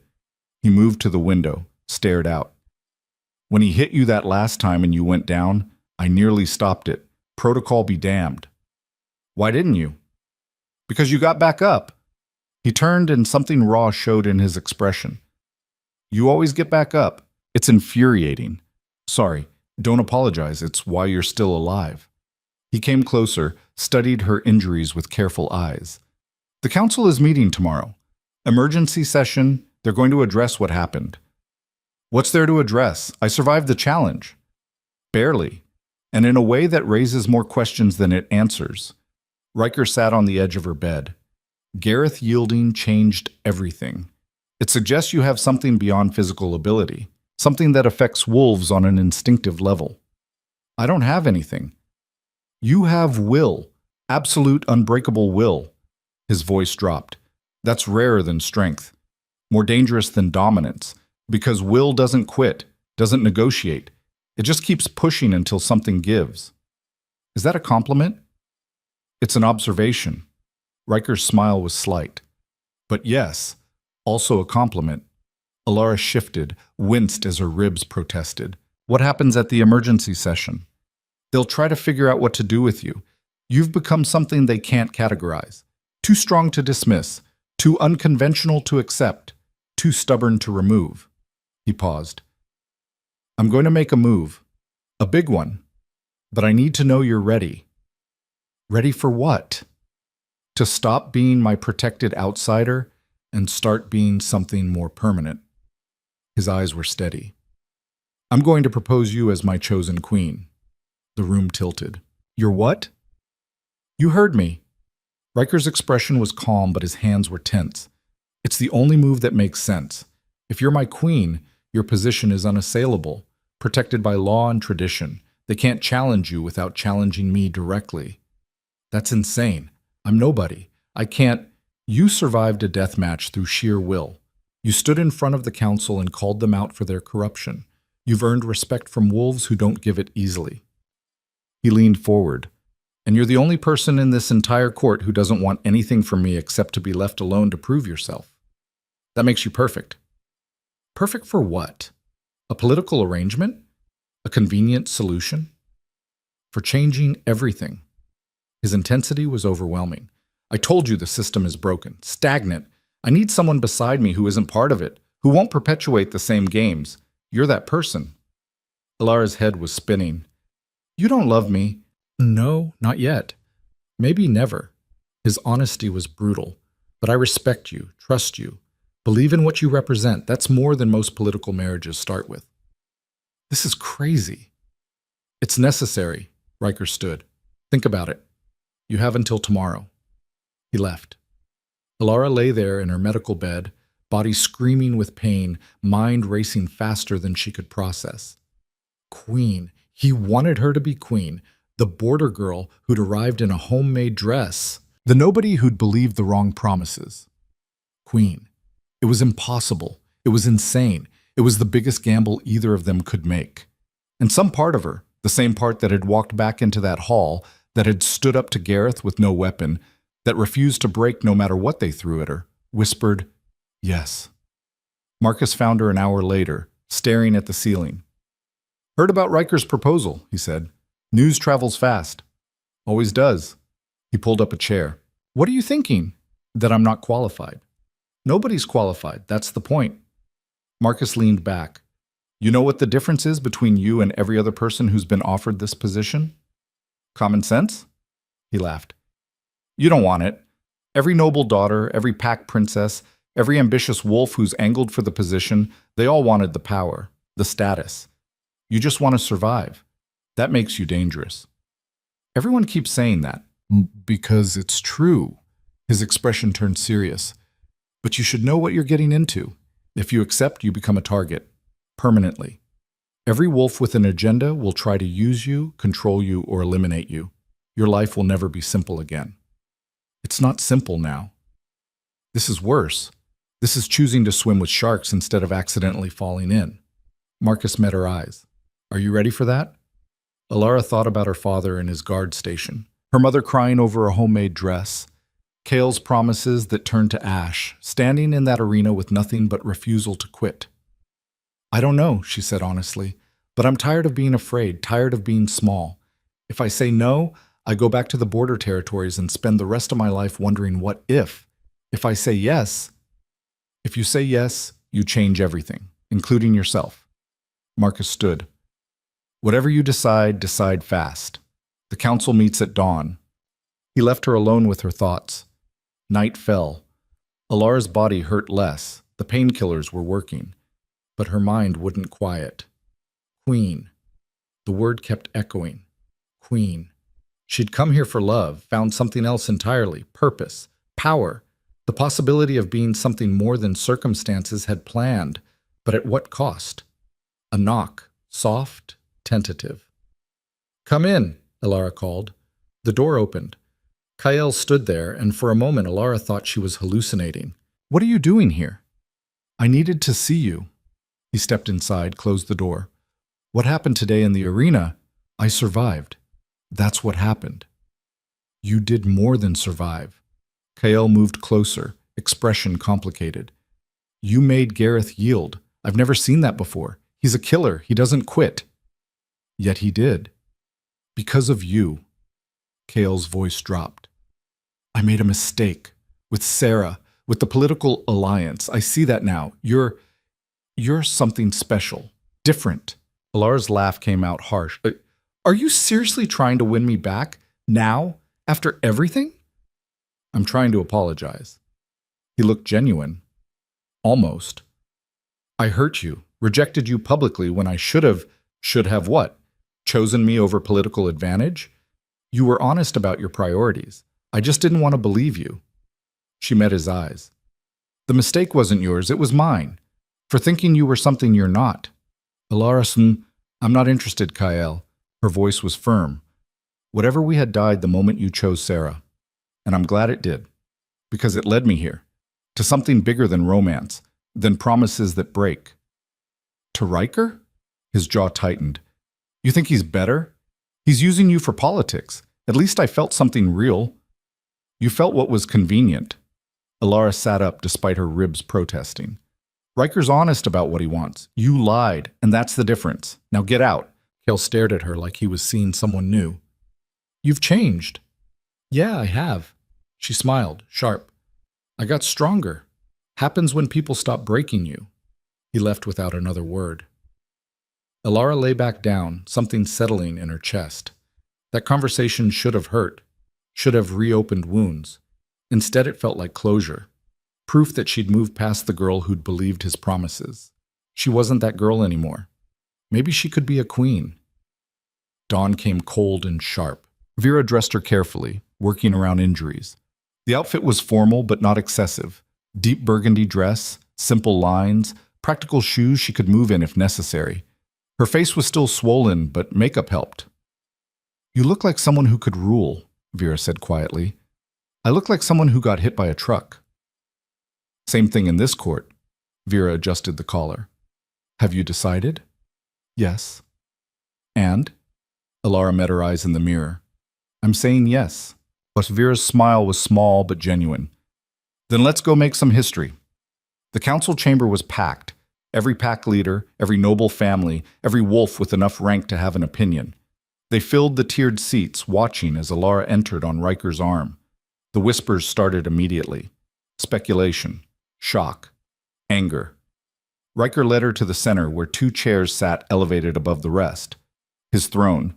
And beside it, another chair. Empty. Waiting. Lord Corvin called the session to order. We're here to address the king's proposal. A formal selection of queen. Your Majesty? Riker stood. The chamber fell silent. I've made my choice, he said, voice carrying clear and strong. Alara Quinn, border-born, proven through challenge, earned through will. I claim her as my chosen queen. The explosion of protest was immediate. She has no rank. This violates tradition. She's not qualified. Enough. Riker's dominance crashed down like a physical weight. Silence fell instantly. I am your Alpha King. I unified this kingdom. I brought order from chaos, and I choose who stands beside me. Does anyone here challenge my right? Nobody spoke. Then it's decided. Riker turned to Alara, held out his hand. Will you accept? Every eye in the chamber locked on her. This was it. The moment everything changed, she could say no, walk away, go back to the border territories in relative safety. Or she could say yes. Step into the fire, become something impossible. Alara took his hand. Yes. The chamber erupted again, but Riker was already moving, leading her to the second chair. She sat. The cushion was firm. The height made her feel exposed. Riker sat beside her, reached over and took her hand again. Public, claiming, absolute. I present to you, he said clearly, your future queen. The protest was deafening. Pack leaders on their feet, demanding votes, calling for procedure. Lady Ashford looked like she might have a stroke. Kale's face was white with fury, but others, younger wolves, border families, those who'd felt the system's weight, they were standing too, applauding, supporting. The kingdom was fracturing right in front of Alara's eyes, and she was the cause. Lord Corvin tried to restore order, failed. The chamber descended into chaos. Nobles arguing, pack leaders shouting, alliances forming and breaking in real time. Then something happened that nobody expected. An older wolf, someone Alara didn't recognize, stood up from the back rows. His presence commanded attention. The chamber slowly quieted. I am Elder Matthias, he said, voice old but strong. I served the previous king, watched this kingdom tear itself apart over pride and tradition. And I say this, the girl has proven herself, not through bloodline, through courage. Vash, that matters. She's nothing, someone shouted. She's something this kingdom hasn't seen in generations. Someone who earned their place instead of inheriting it. Matthias looked at Alara. I support the king's choice. More voices rose, supporting, dissenting. The chamber was a battlefield of words and politics. Riker squeezed Alara's hand once. A silent message. Hold on. She did. The vote, when it finally came, was close, brutal, divided almost perfectly down the middle. But in the end, Riker's authority carried the day. Alara Quinn, border guard's daughter, nobody, nothing, became the chosen queen. The moment the vote was announced, Alara felt the weight of it crash down. This wasn't symbolic. This was real. She'd just become one of the most powerful people in the kingdom, and the most hated. The session ended in chaos, wolves leaving in protest, others staying to swear loyalty. The kingdom was fracturing, and everyone knew it. Riker led her out through back corridors, away from the crowd. That went well, he said dryly. Half the kingdom wants me dead. Only half? I'm impressed. His smile was sharp. Welcome to the throne, Your Majesty. The title hit like a slap. Your Majesty. That was her now. Queen. Impossible. Real. They reached a private chamber. Riker closed the door, leaned against it. There's no going back now, he said quietly. You understand that? I understand. You're going to be attacked, tested every day. Every decision you make will be scrutinized, every word analyzed. They'll look for weakness, for mistakes, for any excuse to prove I was wrong. I know. And you're still saying yes? Alara looked at him. This man who'd seen something in her when everyone else saw nothing, who'd challenged her to be braver, who'd given her the chance to become something more. I'm saying yes, she said firmly, not because I think I deserve this, but because I'm tired of letting people like Kyle and Sarah and every other entitled wolf decide what's possible. If I'm going to fail, I'll fail trying to change things. Riker's expression shifted. Something almost like pride crossed his face. Then let's change everything, he said. He closed the distance between them. Kissed her. It wasn't romantic, wasn't soft or gentle. It was a claim, a seal, a promise that this was real. When he pulled back, Alara's heart was racing for entirely new reasons. That was, she started. Political, Riker finished, but his eyes said something else. We're bound now, partners. Whatever comes next, we face it together. Even when half the kingdom wants to destroy us? Especially then. His smile was fierce. Welcome to the war, Alara. Let's win it. Outside the chamber, she could hear voices, wolves gathering, planning. The resistance was forming already. But Alara Quinn, future queen, border girl, survivor, stood beside the Alpha King and felt something she hadn't felt in years. Hope. An absolute terrifying determination to prove everyone wrong. The real fight was just beginning. The war started small. Anonymous letters left in her chambers calling her a whore, a pretender, border filth. Servants who looked through her instead of at her. Meals that arrived cold. Invitations to court functions that mysteriously never reached her. Alara read the letters once, then burned them. Ate the cold food without complaint. Showed up to functions uninvited and stayed until people acknowledged her presence. They're testing you, Vera said, watching Alara ignore yet another group of nobles who'd turned their backs when she approached. Seeing if you'll break. I won't. I know, that's what's driving them crazy. The real resistance was more sophisticated. 3 days after the vote, Lord Corvin requested a private meeting. Alara went alone, against Riker's advice, because running to the king for protection proved exactly what they wanted to believe about her. Corvin's office was all dark wood and old money. He sat behind his desk like a judge at trial. Miss Quinn, or should I say, Your Majesty. The title dripped with skepticism. Alara is fine. Alara, then. He steepled his fingers. I'll be direct. Half the council thinks you're a mistake. They're organizing, quietly, but organizing nonetheless. To do what? Remove you. Legally, if possible. Otherwise, if necessary. His expression was neutral. I'm telling you this because I don't believe in wasting resources on inevitable outcomes. If you step down voluntarily, they'll accept it. You can return to the border territories with compensation. Live comfortably. Avoid the ugliness. And if I don't step down? Then the ugliness becomes unavoidable. Corvin leaned forward. You seem like a reasonable person. Why die on this hill? You didn't ask for this position. You don't want it. Walk away. Alara studied him, saw the calculation behind the courtesy. You're wrong about one thing. What's that? I do want it now. She met his eyes steadily. Not because of power or status, because every person who tells me I don't belong makes me more determined to stay. So no, I won't step down. Corvin's jaw tightened. Then you're a fool. Probably, but I'm a fool with a crown. Alara stood. Is that all? For now. His smile was cold. But this conversation will seem generous compared to what's coming. She left without looking back. Marcus was waiting in the corridor. How bad? They're organizing against me. Officially. Expected. He fell into step beside her. Riker's calling an emergency cabinet meeting. Wants you there. The cabinet room was tense. Pack leaders loyal to Riker sat on one side of the long table. Those opposed, or neutral, sat on the other. The divide was stark. Riker stood at the head, waiting until Alara entered and took her seat beside him.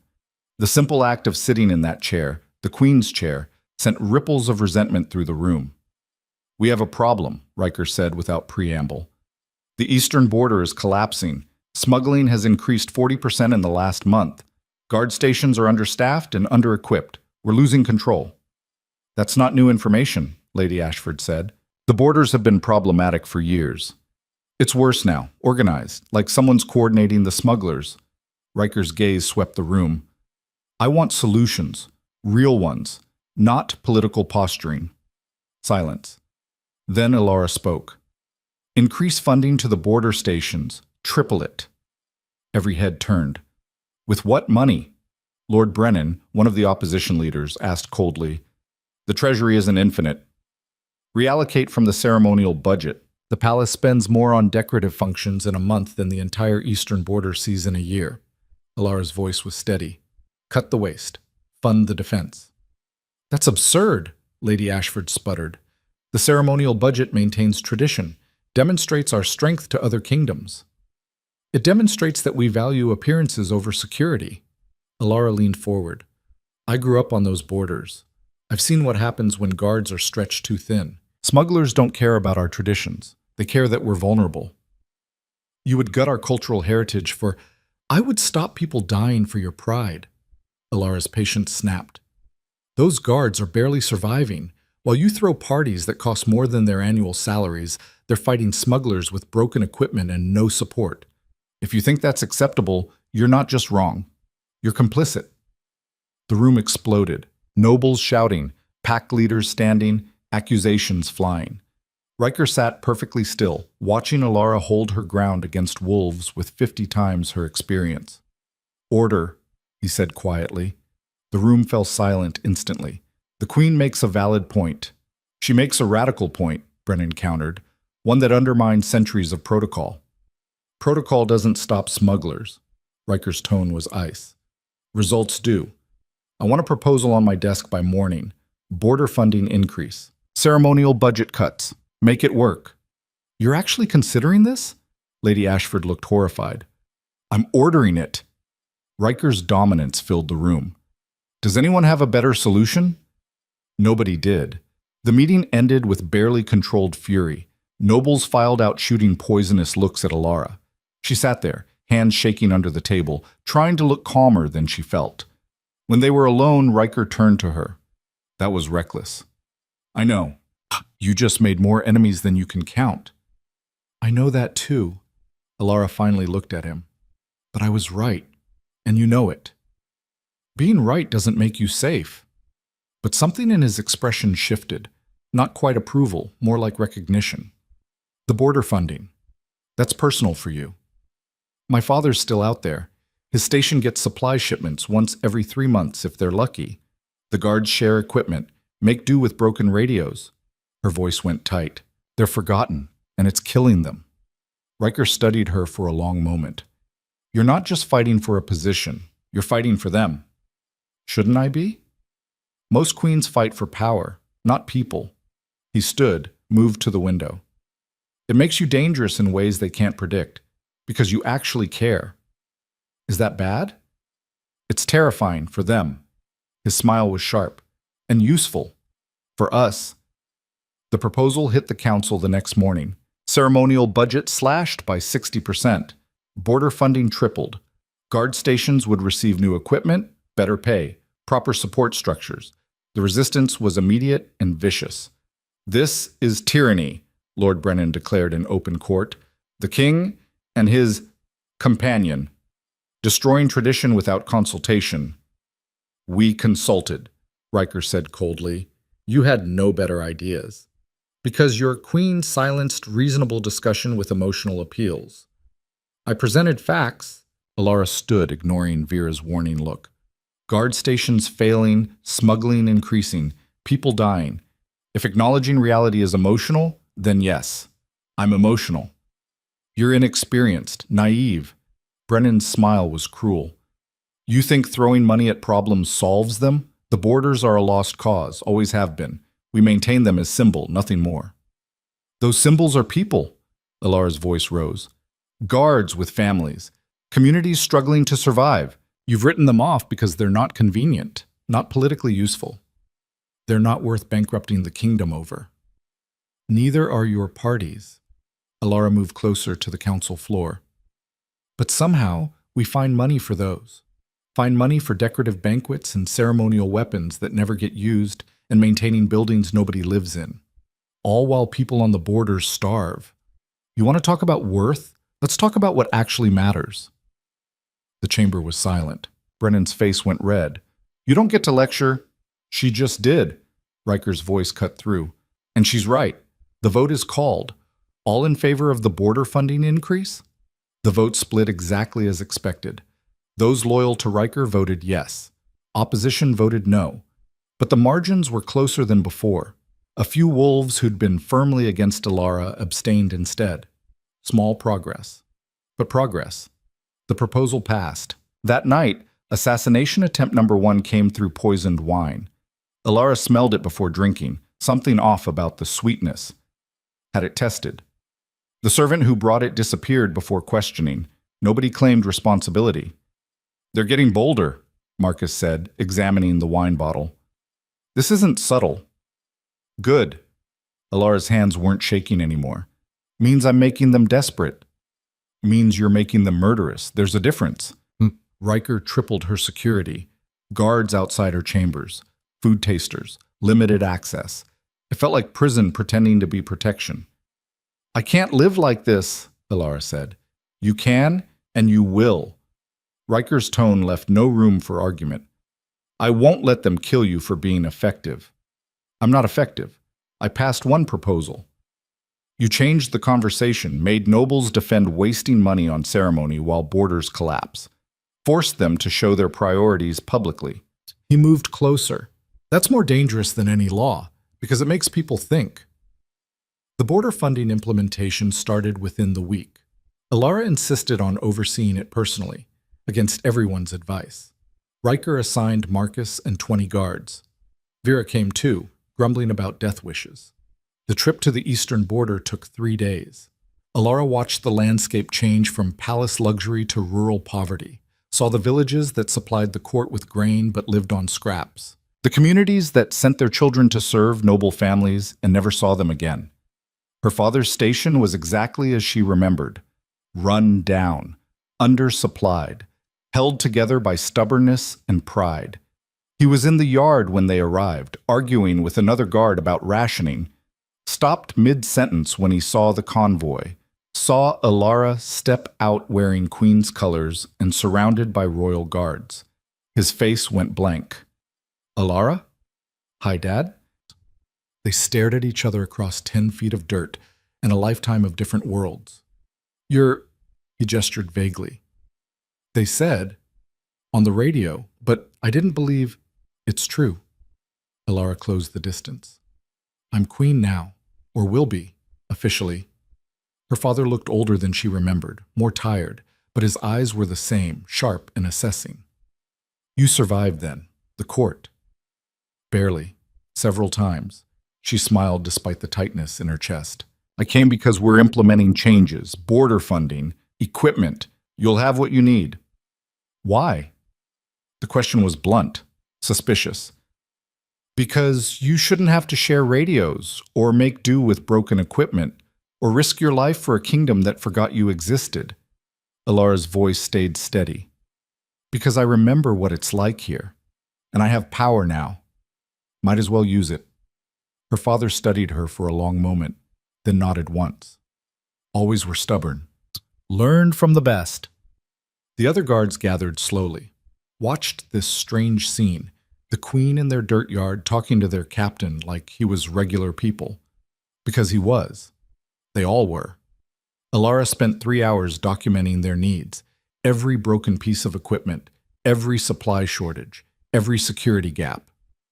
Marcus watched with growing respect. Vera took notes faster than seemed possible. This is more than anyone's done in 20 years, one guard said quietly. Why now? Because someone finally asked, Alara met his eyes, and because you deserve better. The story spread fast. Queen visiting border stations, actually listening, actually caring. By the time they reached the second station, word had preceded them. Guards lined up with their complaints, their needs, their hope that maybe something would actually change. Alara listened to all of it, promised what she could deliver, was honest about what she couldn't, treated them like people instead of symbols. It was exhausting, but it mattered. On the third day, they found the smuggler operation. Not intentionally. They'd stopped at a smaller outpost when Marcus noticed tracks. Too many vehicles for a legitimate operation, moving at odd hours. He investigated while Alara met with guards. What he found changed everything. "It's massive," Marcus reported, maps spread across the table in the station commander's office. "Warehouses, distribution networks, weapons stockpiles. This isn't random smuggling, it's organized crime with military precision." "Who's running it?" Alara asked. "That's the interesting part." Marcus pointed to intercepted communications. "The coordination is coming from inside Blackstone Court, someone high enough to access Border Patrol schedules, to know when shipments move, when guards change." The room went cold. "You're saying a noble is running this?" the station commander said. "I'm saying someone with access to classified information is. That's either a noble or someone very close to one." Marcus looked at Alara. "This is bigger than smuggling. This is treason." Alara's mind raced. Who benefited from border chaos? Who'd fought hardest against her funding proposal? "We need evidence," she said. "Real evidence, not speculation. We raid the warehouses, seize records, follow the money." Marcus was already planning. "But we do it quietly. If whoever's running this gets wind, they'll burn everything." "Do it," Alara's voice was hard, "but carefully. I want them alive to answer for this." The raid happened at dawn 2 days later. Coordinated strikes on 3 warehouses simultaneously. Marcus led one team. Loyal border guards led the others. Alara stayed back, again against her preference, and waited. The wait was agony. Then Marcus's radio crackled. "We got them, and you're not going to believe what we found." The evidence was damning. Financial records linking the smuggling operation to the Blackwood family, Sarah's family, the same nobles who'd fought hardest against Alara's reforms, who'd called her a threat to tradition. They weren't protecting tradition. They were protecting their criminal enterprise. "This is treason," Marcus said, examining the documents. "Capital offense. The Blackwoods will fight it, but the evidence is solid. They'll say it's fabricated, a political attack." Alara's mind was already running scenarios. "We need more than documents. We need testimony. They got it from a captured smuggler who decided cooperation was better than execution.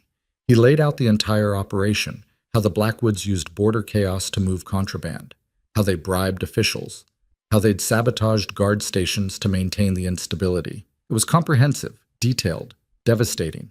Alara took the evidence back to Blackstone Court personally. The emergency council session was packed. Every noble family, every pack leader, everyone who mattered. The Blackwoods sat in their usual seats, confident and untouchable. Sarah smiled at Alara like nothing was wrong. "We're here because new evidence has emerged," Riker said. His voice was neutral, but his eyes were ice. "Evidence of treason, of noble families using border instability for profit, while guards died protecting a kingdom that was being sold out from within." The room erupted. Denials. Accusations. Chaos. Riker let it run for 30 seconds, then his dominance slammed down. "Sit. Quiet. Now." Silence fell like a guillotine. "The evidence." He gestured to Marcus, who began displaying documents on the chamber screens. Financial records, communications, testimony, all of it pointing to the Blackwoods. Lord Blackwood stood slowly. "This is a fabrication. Political theater designed to discredit my family because we oppose the border girls' reforms. My name is Alara," she said coldly, "and these aren't fabrications. They're your records, your communications, your treason. You can't prove. We have a witness, multiple witnesses, guards who were bribed, smugglers who worked for you, all willing to testify." Alara stood, moved to the chamber floor. "You called me naive, inexperienced, said the borders were a lost cause. But they weren't a lost cause. They were your business model. You needed them unstable, needed them vulnerable, because that's how you made your fortune." Sarah was pale. Her father looked murderous. "This is slander," he said. "We have served this kingdom for generations. You've bled it for generations," Riker's voice cut through. "The evidence is clear. You're charged with treason. conspiracy, multiple counts of criminal enterprise. How do you plead? I demand a formal trial, full counsel review. This is, granted, you'll get your trial. Riker's smile was sharp. But you'll get it from a cell. Guards, arrest Lord Blackwood and his family. All of them. The chamber exploded again. Nobles shouting, the Blackwoods resisting, guards moving in with grim efficiency. Sarah screamed as she was dragged away. This is because of her. The border trash. She's destroying everything. No, Alara said clearly. I'm fixing what you broke. The Blackwoods were removed. The chamber descended into chaos. Pack leaders demanding explanations. Noble families distancing themselves from the fallen house. Political alliances reforming in real time. Alara stood in the center of it all, watching the power structure crack. She'd done this. The border girl. The nobody. She'd brought down one of the most powerful families in the kingdom. The trial lasted 3 days. The evidence was overwhelming. The Blackwoods fought viciously, but their own records condemned them. Testimony from guards they'd bribed, smugglers they'd employed, a paper trail that led directly to their vaults. The verdict was unanimous. Guilty on all counts. Lord Blackwood was executed. Sarah and her mother were stripped of rank and exiled. Their assets seized. Their name erased from noble records. It was brutal. Absolute. A message. The court watched it happen and understood. The new queen was not symbolic. She was dangerous. In the aftermath, something shifted. Nobles who'd dismissed Alara started taking her seriously. Pack leaders who'd voted against her reforms abstained instead. Not support, exactly, but not opposition either. Elder Matthias approached her after the trial. You did well, better than well. You changed the kingdom. I just exposed criminals. You proved the system could be challenged. That power doesn't protect you from consequences if you're wrong. His smile was slight. That terrifies them, but it also gives them hope. Hope for what? That merit might matter more than bloodline, that the kingdom could be something better. He studied her with sharp eyes. You're not just surviving anymore, Your Majesty. You're leading. Remember the difference. The border funding implementation accelerated after the Blackwood arrest. Guards received new equipment. Stations were repaired. Pay increased. The results were immediate. Smuggling dropped by 30% in the first month. Alara received letters from border communities, thanking her, blessing her, calling her their queen in ways that felt real. She read every one. You're popular with the people, Vera observed. That's dangerous in court. Makes nobles nervous. Good. They should be nervous. Alara was going through security reports, marking issues. They've had unchallenged power for too long. Time they remembered who they actually serve. Vera's smile was proud. You sound like a queen. I am a queen. Alara looked up. Might as well act like it. Riker found her that evening in her chambers, surrounded by paperwork and maps. He leaned against the doorframe, watching her work. You brought down a noble house, he said finally. We brought down a criminal enterprise. Same thing, in this case. He moved into the room, sat across from her. Do you understand what you've done? The precedent you've set? That nobles can't commit treason without consequences? That power can be challenged? That the system isn't infallible? His eyes were intense. You've made enemies, but you've also made believers. People who think maybe the kingdom can change. Can it? I don't know. His honesty was brutal as always, but you're proving it's possible. That's more than anyone's done in decades. They sat in comfortable silence. Partners. Not romantic, not yet, maybe never, but something deeper. Mutual respect, shared purpose, trust. The council wants to formalize your position, Riker said. Official coronation. Full ceremony, make you legally untouchable. When? 2 weeks, if you're ready. Alara thought about everything that had led here. Kale's rejection, the assembly, the arena, the vote, the assassination attempts, the Blackwood trial. She'd survived all of it. More than survived. She'd won. I'm ready, she said. Riker's smile was fierce. Then let's give them a queen they'll never forget.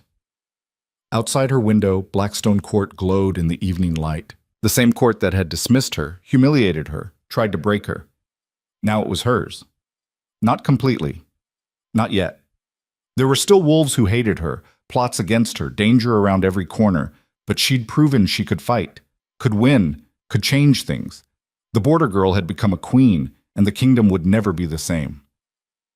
The coronation dress arrived a week before the ceremony. Elara stood in front of the mirror while 3 seamstresses fussed over fabric that cost more than her childhood home.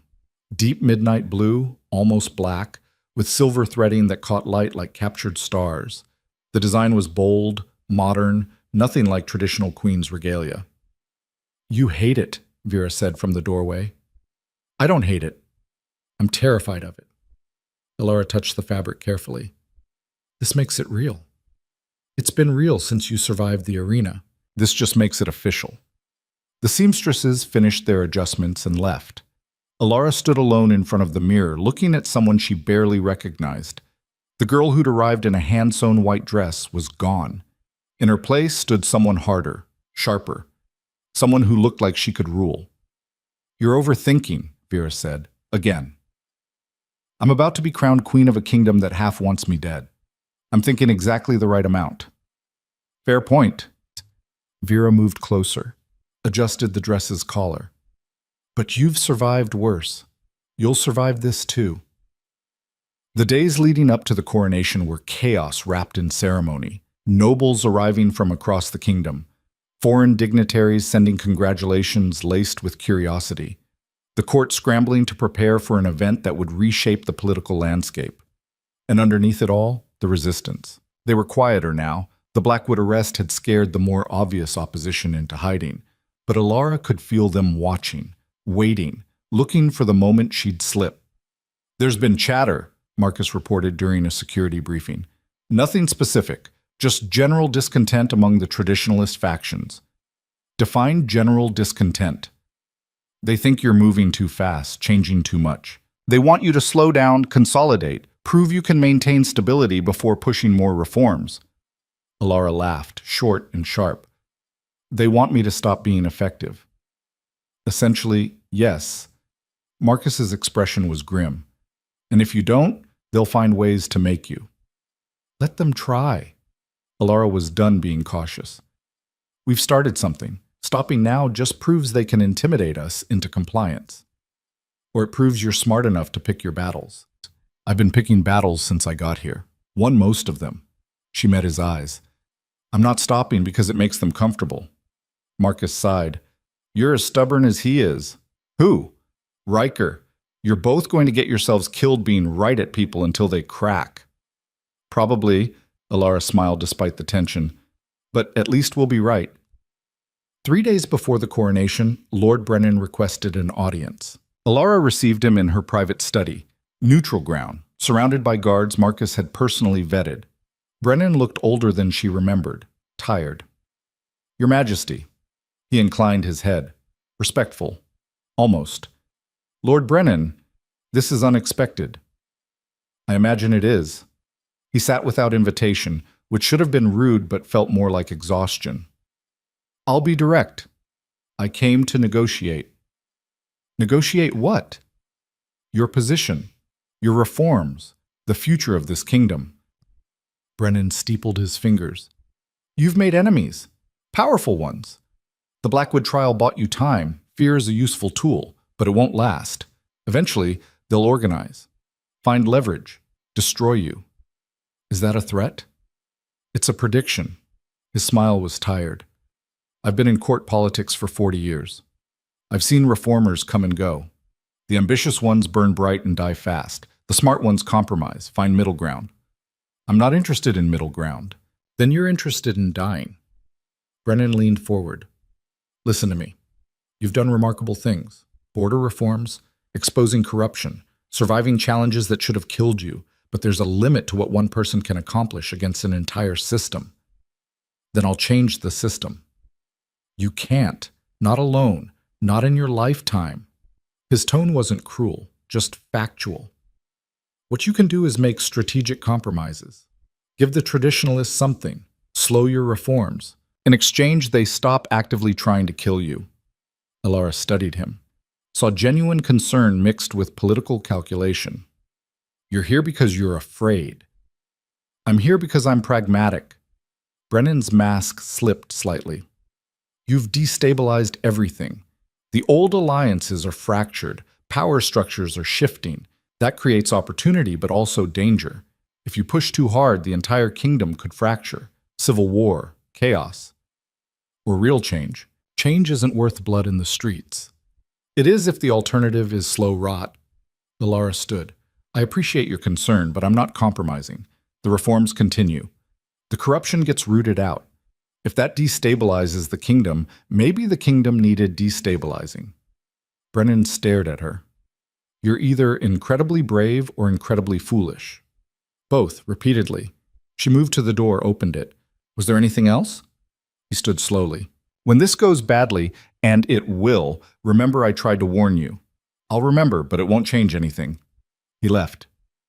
The door closed. Alara leaned against it, heart racing. Every political instinct she'd developed screamed that she'd just made a mistake. That compromise was smart, that pushing this hard would break something, but she'd spent her whole life compromising. Being small. Accepting less. Not anymore. The night before the coronation, Riker found her on the same balcony where they'd first talked about the assembly. She was staring at the city, lost in thought. Can't sleep? He asked. Too much thinking. Dangerous habit. He joined her at the railing. Brennan's visit bothered you. How did you... I know everything that happens in this court, especially things involving you. His tone was matter-of-fact. What did he want? To convince me to slow down, compromise, make nice with the traditionalists before they organize something worse than assassination attempts. Smart advice. Alara turned to stare at him. You agree with him? Politically? Yes. It's the safe play. Riker's expression was unreadable. But I didn't choose you because you make safe plays. I chose you because you make necessary ones. Even if they're dangerous? Especially then. He looked at her fully. Tomorrow you become queen. Officially, legally, permanently. Everything changes after that. No more testing period. No more probation. You'll have real power. The question is what you do with it. I keep pushing. Keep reforming. Keep proving they're wrong about everything. That'll make enemies. I already have enemies. More enemies. Worse enemies. The kind that don't send poison or hired fighters. The kind that dismantle you politically, systematically, until there's nothing left. Riker's voice dropped. I need to know you're ready for that, because once you're crowned, I can't protect you the same way. You'll be your own power, your own target. Fear twisted in Alara's stomach, but underneath it was something stronger, determination, the same stubborn refusal to break that had kept her standing in the arena. I'm ready, she said. Are you? His eyes searched hers. Because there's still time to back out. Announce you're stepping down. Cite health, pressure, anything. You'd survive. Live quietly, somewhere safe. Is that what you want? No. The word was immediate, certain. But it's not about what I want. It's about whether you can survive what's coming. I've survived everything so far. This is different. This is permanent. Riker moved closer. Once you wear that crown, you can't take it off. Can't walk away when it gets hard. You're bound to this kingdom. To me. To every decision we make. Forever. The weight of that settled over her. Forever. Not a temporary arrangement. Not a political convenience. A life. I know, Alara said quietly, and I'm still saying yes. Something shifted in Riker's expression. Relief. Pride. Something else she couldn't name. Then tomorrow we remake the kingdom, he said. Together. He kissed her. Different than before. Not a claim or a seal. Something deeper. More real. When he pulled back, Alara's heart was racing for reasons that had nothing to do with fear. That was not political, Riker finished. His smile was slight, anymore. Coronation Day dawned cold and bright. Alara woke to Vera's efficient panic, a team of stylists descending like locusts, and the kind of controlled chaos that preceded major events. The dress fit perfectly. Her hair was arranged in something elaborate and painful. Jewelry that weighed more than she did appeared from royal vaults. "You look like a queen," her mother said. Alara turned. She hadn't heard her mother arrive, hadn't expected her. But there she stood in the doorway, wearing her best dress, eyes shining with tears. "Mom, let me look at you." Her mother moved closer, touched Alara's face gently. "My daughter, a queen. I never imagined." "Neither did I." Alara's voice cracked. "I'm terrified." "Good. Means you're taking it seriously." Her mother smiled. "Your father wanted to come, but the borders?" "I know. It's okay." Alara hugged her carefully, mindful of the dress. "Thank you for being here. Wouldn't miss it." Her mother pulled back, wiped her eyes. "Now go. Make them remember why they chose you." The coronation ceremony took place in the Grand Cathedral, ancient stone walls that had witnessed the crowning of 50 kings. The building was packed. Every noble family, every pack leader, foreign dignitaries, representatives from border communities wearing their best clothes and looking completely out of place among the silk and jewels. Alara walked down the center aisle on Riker's arm, feeling 1,000 eyes tracking her every step. The whispers were quieter now, respect mixed with resentment, fear mixed with curiosity. She'd earned this, through blood and stubbornness and refusing to break. The ceremony was long, traditional. Elder Matthias presided, his voice strong despite his age. Words about duty, service, sacrifice, about what it meant to lead, to carry the weight of a kingdom. Then came the moment. The crown sat on a velvet cushion, delicate silver worked into patterns that resembled forest branches, smaller than the king's crown, more elegant, deadly beautiful. "Alara Quinn," Elder Matthias said clearly, "do you swear to serve this kingdom, to protect its people, to rule with justice and mercy?" "I do." "Do you accept the burden of this crown, the weight of responsibility, the sacrifice of self for the good of all?" Alara thought about everything that had led here. Kyle's rejection, the arena, the assembly, every person who'd told her she didn't belong. "I do." "Then by the power vested in me, and with the consent of the assembled lords and ladies," Matthias lifted the crown, "I crown you queen of this realm. May your reign bring justice. May your strength bring peace. May your courage inspire generations." The crown settled on her head, heavier than she expected, cold metal warming slowly against her skin. The cathedral erupted in applause. Not universal. Some nobles sat silent, faces carved from stone. But enough. Enough voices raised in support that it felt real. Alara Quinn was queen. The celebration afterward was excessive, banquets and dancing and political posturing disguised as congratulations.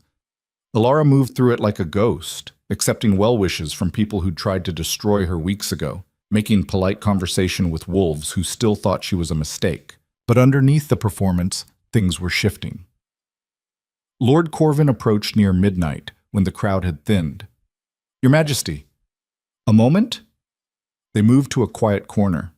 Corvin looked uncomfortable, unusual for a man who'd spent decades in court politics. "I owe you an apology," he said. Alara blinked. "Excuse me?" "When you first arrived, I dismissed you, thought you were a distraction, a political misstep." Corvin's expression was almost embarrassed. "I was wrong. What you've accomplished, the border reforms, the Blackwood trial, surviving challenges that would have broken most, it's remarkable." "Thank you." "Don't thank me yet. I'm about to make your life harder." He pulled a folder from his jacket. "These are proposals. Reforms I've been sitting on for years because they were too radical, too dangerous politically. But watching you..." He paused. "You've proven radical might be necessary. So, if you're interested, I'd like to help." Alara took the folder, flipped through pages of policy proposals. Tax reform, healthcare expansion, education accessibility. Things that would help regular people at the expense of noble privilege. "This is revolutionary." "I know." Corvin smiled slightly. "But you've already started a revolution. Might as well finish it." "Why now? Why help me?" "Because I'm tired of maintaining a broken system." His honesty was startling. and because you're the first person in 40 years who might actually fix it. Other nobles followed throughout the night. Not all of them, not even most, but enough. Younger wolves tired of their parents' games, border representatives grateful for reforms, even a few traditionalists who'd watched the Blackwood trial and realized change was coming whether they liked it or not. They brought ideas, support, alliances Alara hadn't expected. The resistance was still there. She could feel them watching from the shadows, but the balance was shifting, slowly, steadily. She was winning. The real test came 3 months later. Winter had settled over the kingdom, bringing with it the annual budget negotiations, usually a tedious process where nobles fought over resources while borders starved. This year was different. Alara entered the council chamber with a proposal that made even Riker nervous. Healthcare, she said, laying out detailed plans. Universal. Free at point of service. Funded by progressive taxation on noble estates. The chamber exploded. You can't be serious, Lady Ashford started. I'm completely serious. Alara's voice cut through. We have villages where people die from treatable illnesses because they can't afford healers, while nobles pay for cosmetic treatments and luxury medicine. That's unacceptable. It's economically impossible, Lord Brennan argued. The cost is less than what we spend on ceremonial functions, less than what the Blackwoods were stealing through smuggling, less than what we waste on maintaining empty estates. Alara had numbers ready, charts, projections. It's possible. It's just inconvenient. For you. The debate raged for hours, nobles arguing about tradition, economics, the proper role of government. But this time, Alara had allies. Corvin spoke in support.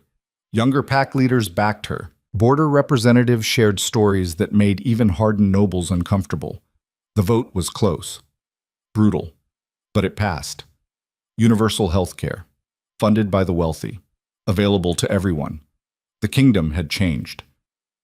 That night, Alara found Riker in his study, surrounded by reports on the budget vote's implications. You just redistributed wealth on a massive scale, he said without looking up. Half the noble families will never forgive you. Good. They shouldn't. Alara sat across from him. People were dying. We had resources. The math was simple. Politics is never simple. Then maybe politics is the problem. She leaned forward. I didn't become queen to maintain the status quo. I became queen to fix what's broken. And if fixing it destroys the kingdom, then the kingdom was already dying. We're just making the death visible instead of letting it rot quietly. Alara's voice was firm. I'd rather try and fail than succeed at preserving something fundamentally wrong. Riker finally looked up. His expression was complicated, pride and concern and something deeper. You've changed, he said. So have you. How? You smile more, laugh occasionally, act like a person instead of a political machine. Alara's own smile was slight. I'm a bad influence. The worst. But he was smiling too. What you did today, the healthcare proposal, that's going to have consequences. Big ones. Are you ready? I've been ready since I walked back into that hall wearing a homemade dress. Alara stood, moved around the desk. I'm not that girl anymore. I'm the queen who survived, who fought, who refuses to accept that things have to stay broken. And what am I? The king who's finally letting himself be human. She touched his face gently. We're good for each other. In weird, complicated, probably unhealthy ways, but good. Riker caught her hand, held it. I didn't expect this. What? To actually care. About you? About us. His honesty was stark. It was supposed to be political, convenient, but somewhere between the arena and now it became real. Is that a problem? Probably. His smile was sharp. But I'll take it anyway. He kissed her, long and thorough and full of everything they'd been avoiding acknowledging. When they pulled apart, Alara was breathless. We should probably figure out what this means, she said. Later. Right now we have a kingdom to run.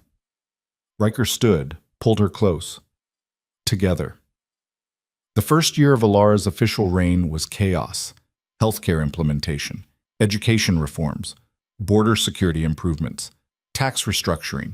Every change fought tooth and nail by nobles who saw their privilege eroding. But the results were undeniable. Mortality rates dropped. Border villages thrived. Crime decreased as smuggling networks were dismantled. The kingdom wasn't perfect, far from it, but it was better. Measurably, obviously better. Even opponents had to acknowledge it. "You're making me obsolete," Corvin joked during a council meeting. "If you keep solving problems, what will we argue about?" "We'll find something," Alara assured him. "There's always more work." The resistance didn't disappear. It evolved, became more sophisticated. Challenges came through legal channels now instead of assassination attempts. Political maneuvering instead of direct confrontation. Alara handled it all with the same stubborn determination that had kept her standing in the arena. She won more than she lost. 2 years into her reign, Alara visited the eastern border again. Her father's station had transformed. New buildings, modern equipment, guards who looked healthy instead of desperate. The change was stark. "You did this," her father said, walking her through the improvements. "All of this." "We did this," Alara corrected. "You survived long enough for someone to listen. I just had the power to act." They stood in the yard where she'd once played as a child, where she'd learned what it meant to protect something bigger than yourself. "Are you happy?" her father asked. The question surprised her. "I don't know. Happy isn't the word. Satisfied, maybe. Purposeful." "That's better than happy." He studied her with those sharp eyes. "You've become someone important, someone who matters." "I was always someone who mattered. You just needed the crown to see it." Alara smiled. "But I know what you mean. And yes, I think I'm exactly where I'm supposed to be." The return to Blackstone Court felt different now. Not like coming to enemy territory, like coming home. Riker met her in the courtyard, pulled her into an embrace that was becoming familiar, comfortable. "How was the trip?" he asked. "Productive. The border reforms are holding. People are optimistic." She pulled back, studied his face. "You look tired." 3 rebellions, 2 trade disputes, and a diplomatic incident with the Western Kingdoms. Tuesday. His smile was wry. "But we're managing. We always do." They walked inside together, discussing problems and solutions and the 1,000 small crises that came with running a kingdom, partners in everything that mattered. Somewhere along the way, the political arrangement had become something real. Not romance in the traditional sense. They were both too pragmatic for fairy tales. But partnership, respect, trust, love, maybe. In their own complicated way.